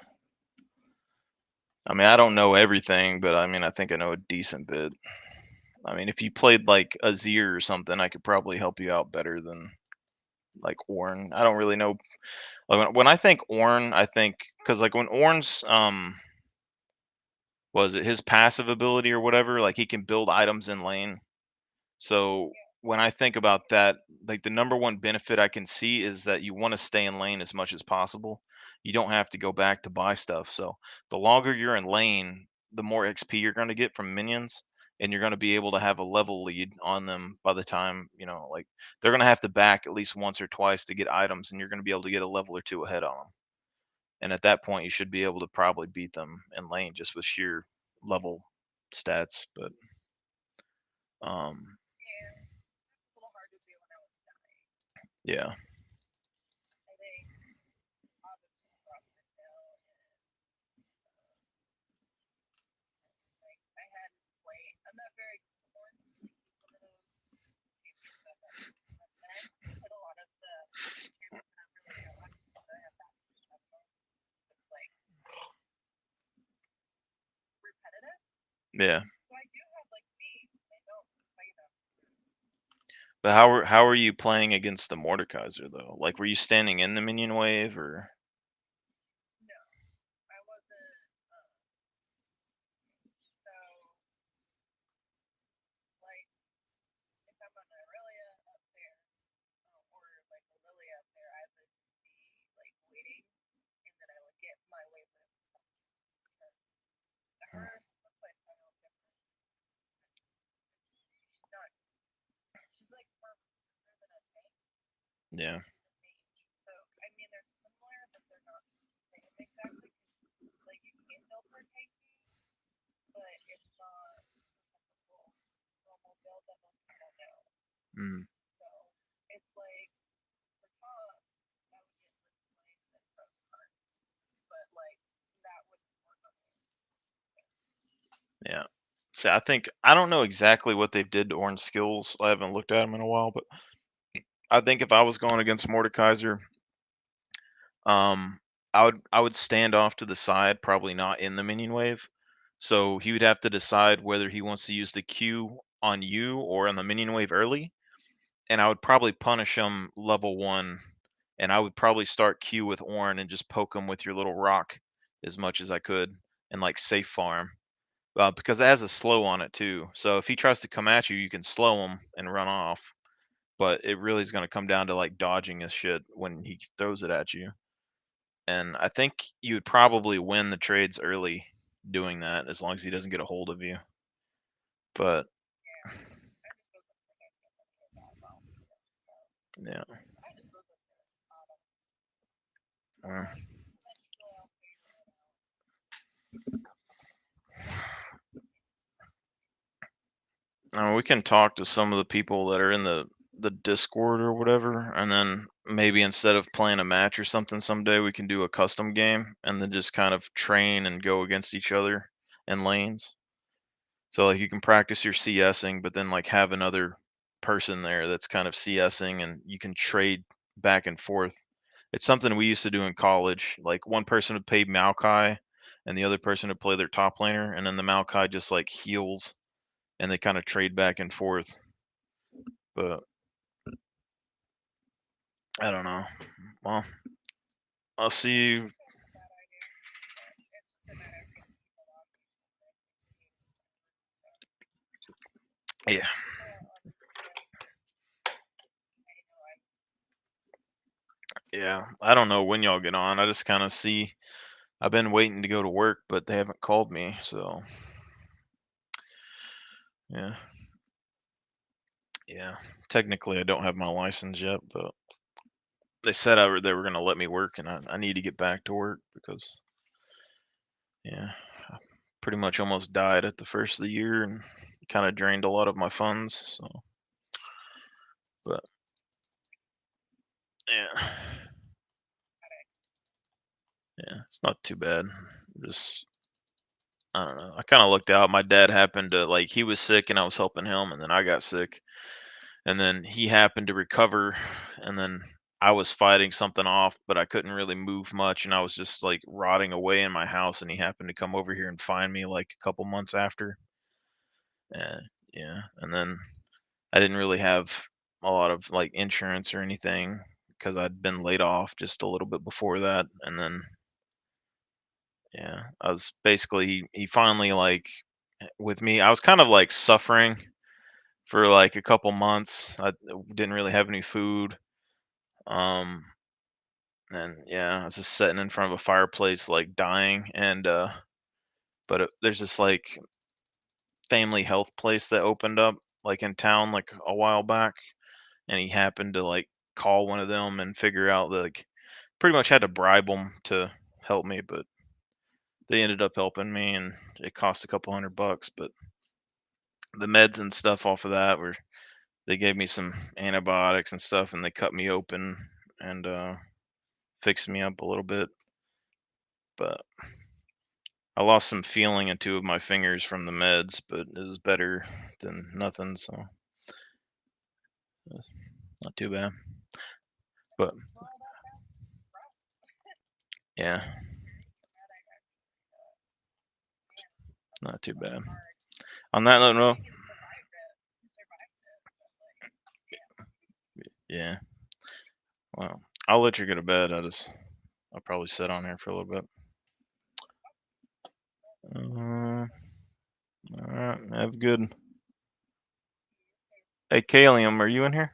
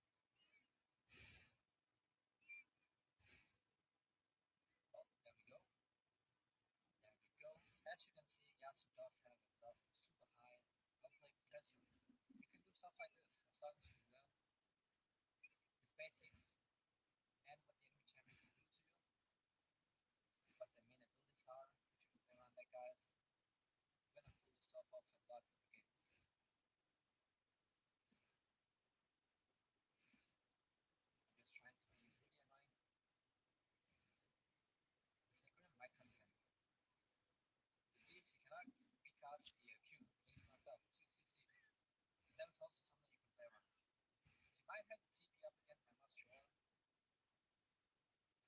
not sure, but we should be able to get a plate. That's pretty good. She's not gonna respawn. For revive, if I get the kill. There we go.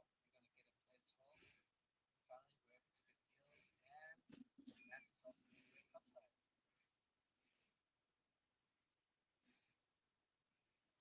For default tempo, you want to use that. You can play aggressive early game, but if you're playing someone scaling, you can go for counter early. Full attack with this one, also super strong. We also, it's preference based, that's all there is to it. I'm just gonna wait because I can get the kill here, because we get a lot more crit on these items because of the passive. And I also want to spend as much gold as possible, so I get closer to the initial goal. I don't want to be sitting on a lot of gold. The passive is down on the minion, so now is the point where we want to play really aggressive and try to go for the kill whenever possible.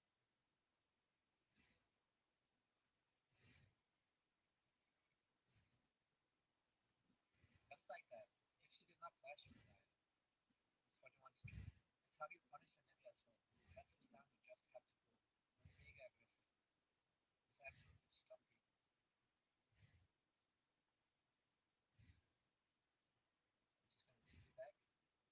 We cannot stay for too long because she's gonna wall us off and then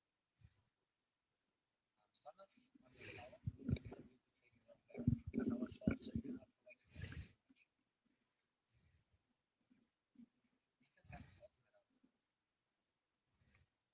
but he can gank me if he wants.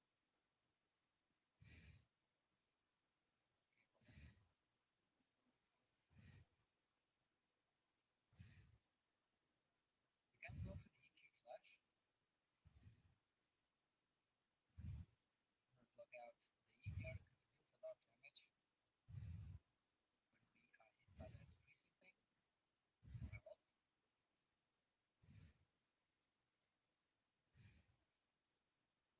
He needs to go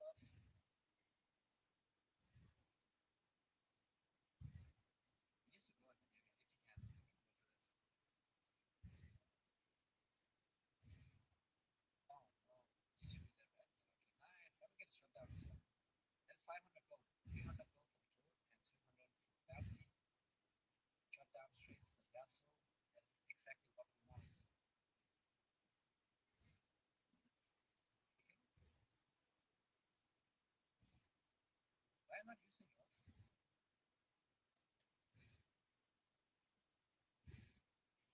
Finally, there we go.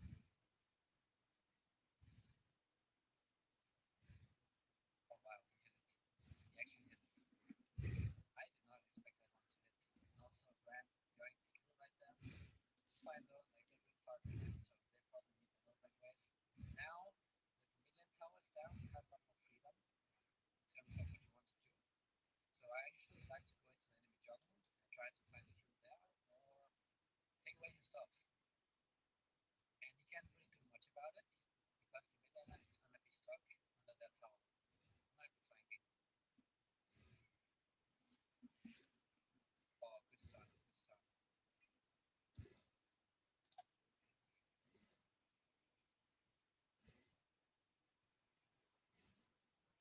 There we go. Got the breakthrough, so that's perfect. We also have an asset, so we have really good side lane scaling. Like we really want to play the side lane. Now we are at the point where I can easily 1 versus 2 play, because I'm so fed. I want to base, make sure that we use the gold. Okay, flash is down. He might hold out. I'm not gonna bother chasing that. Nice. That's very fed Nasus as well. It's always fun having the Nasus on your team, because eventually he's just gonna pressure so much on the side lanes that he's gonna tilt some enemies.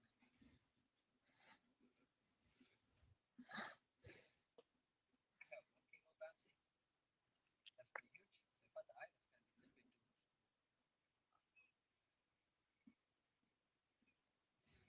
doomed.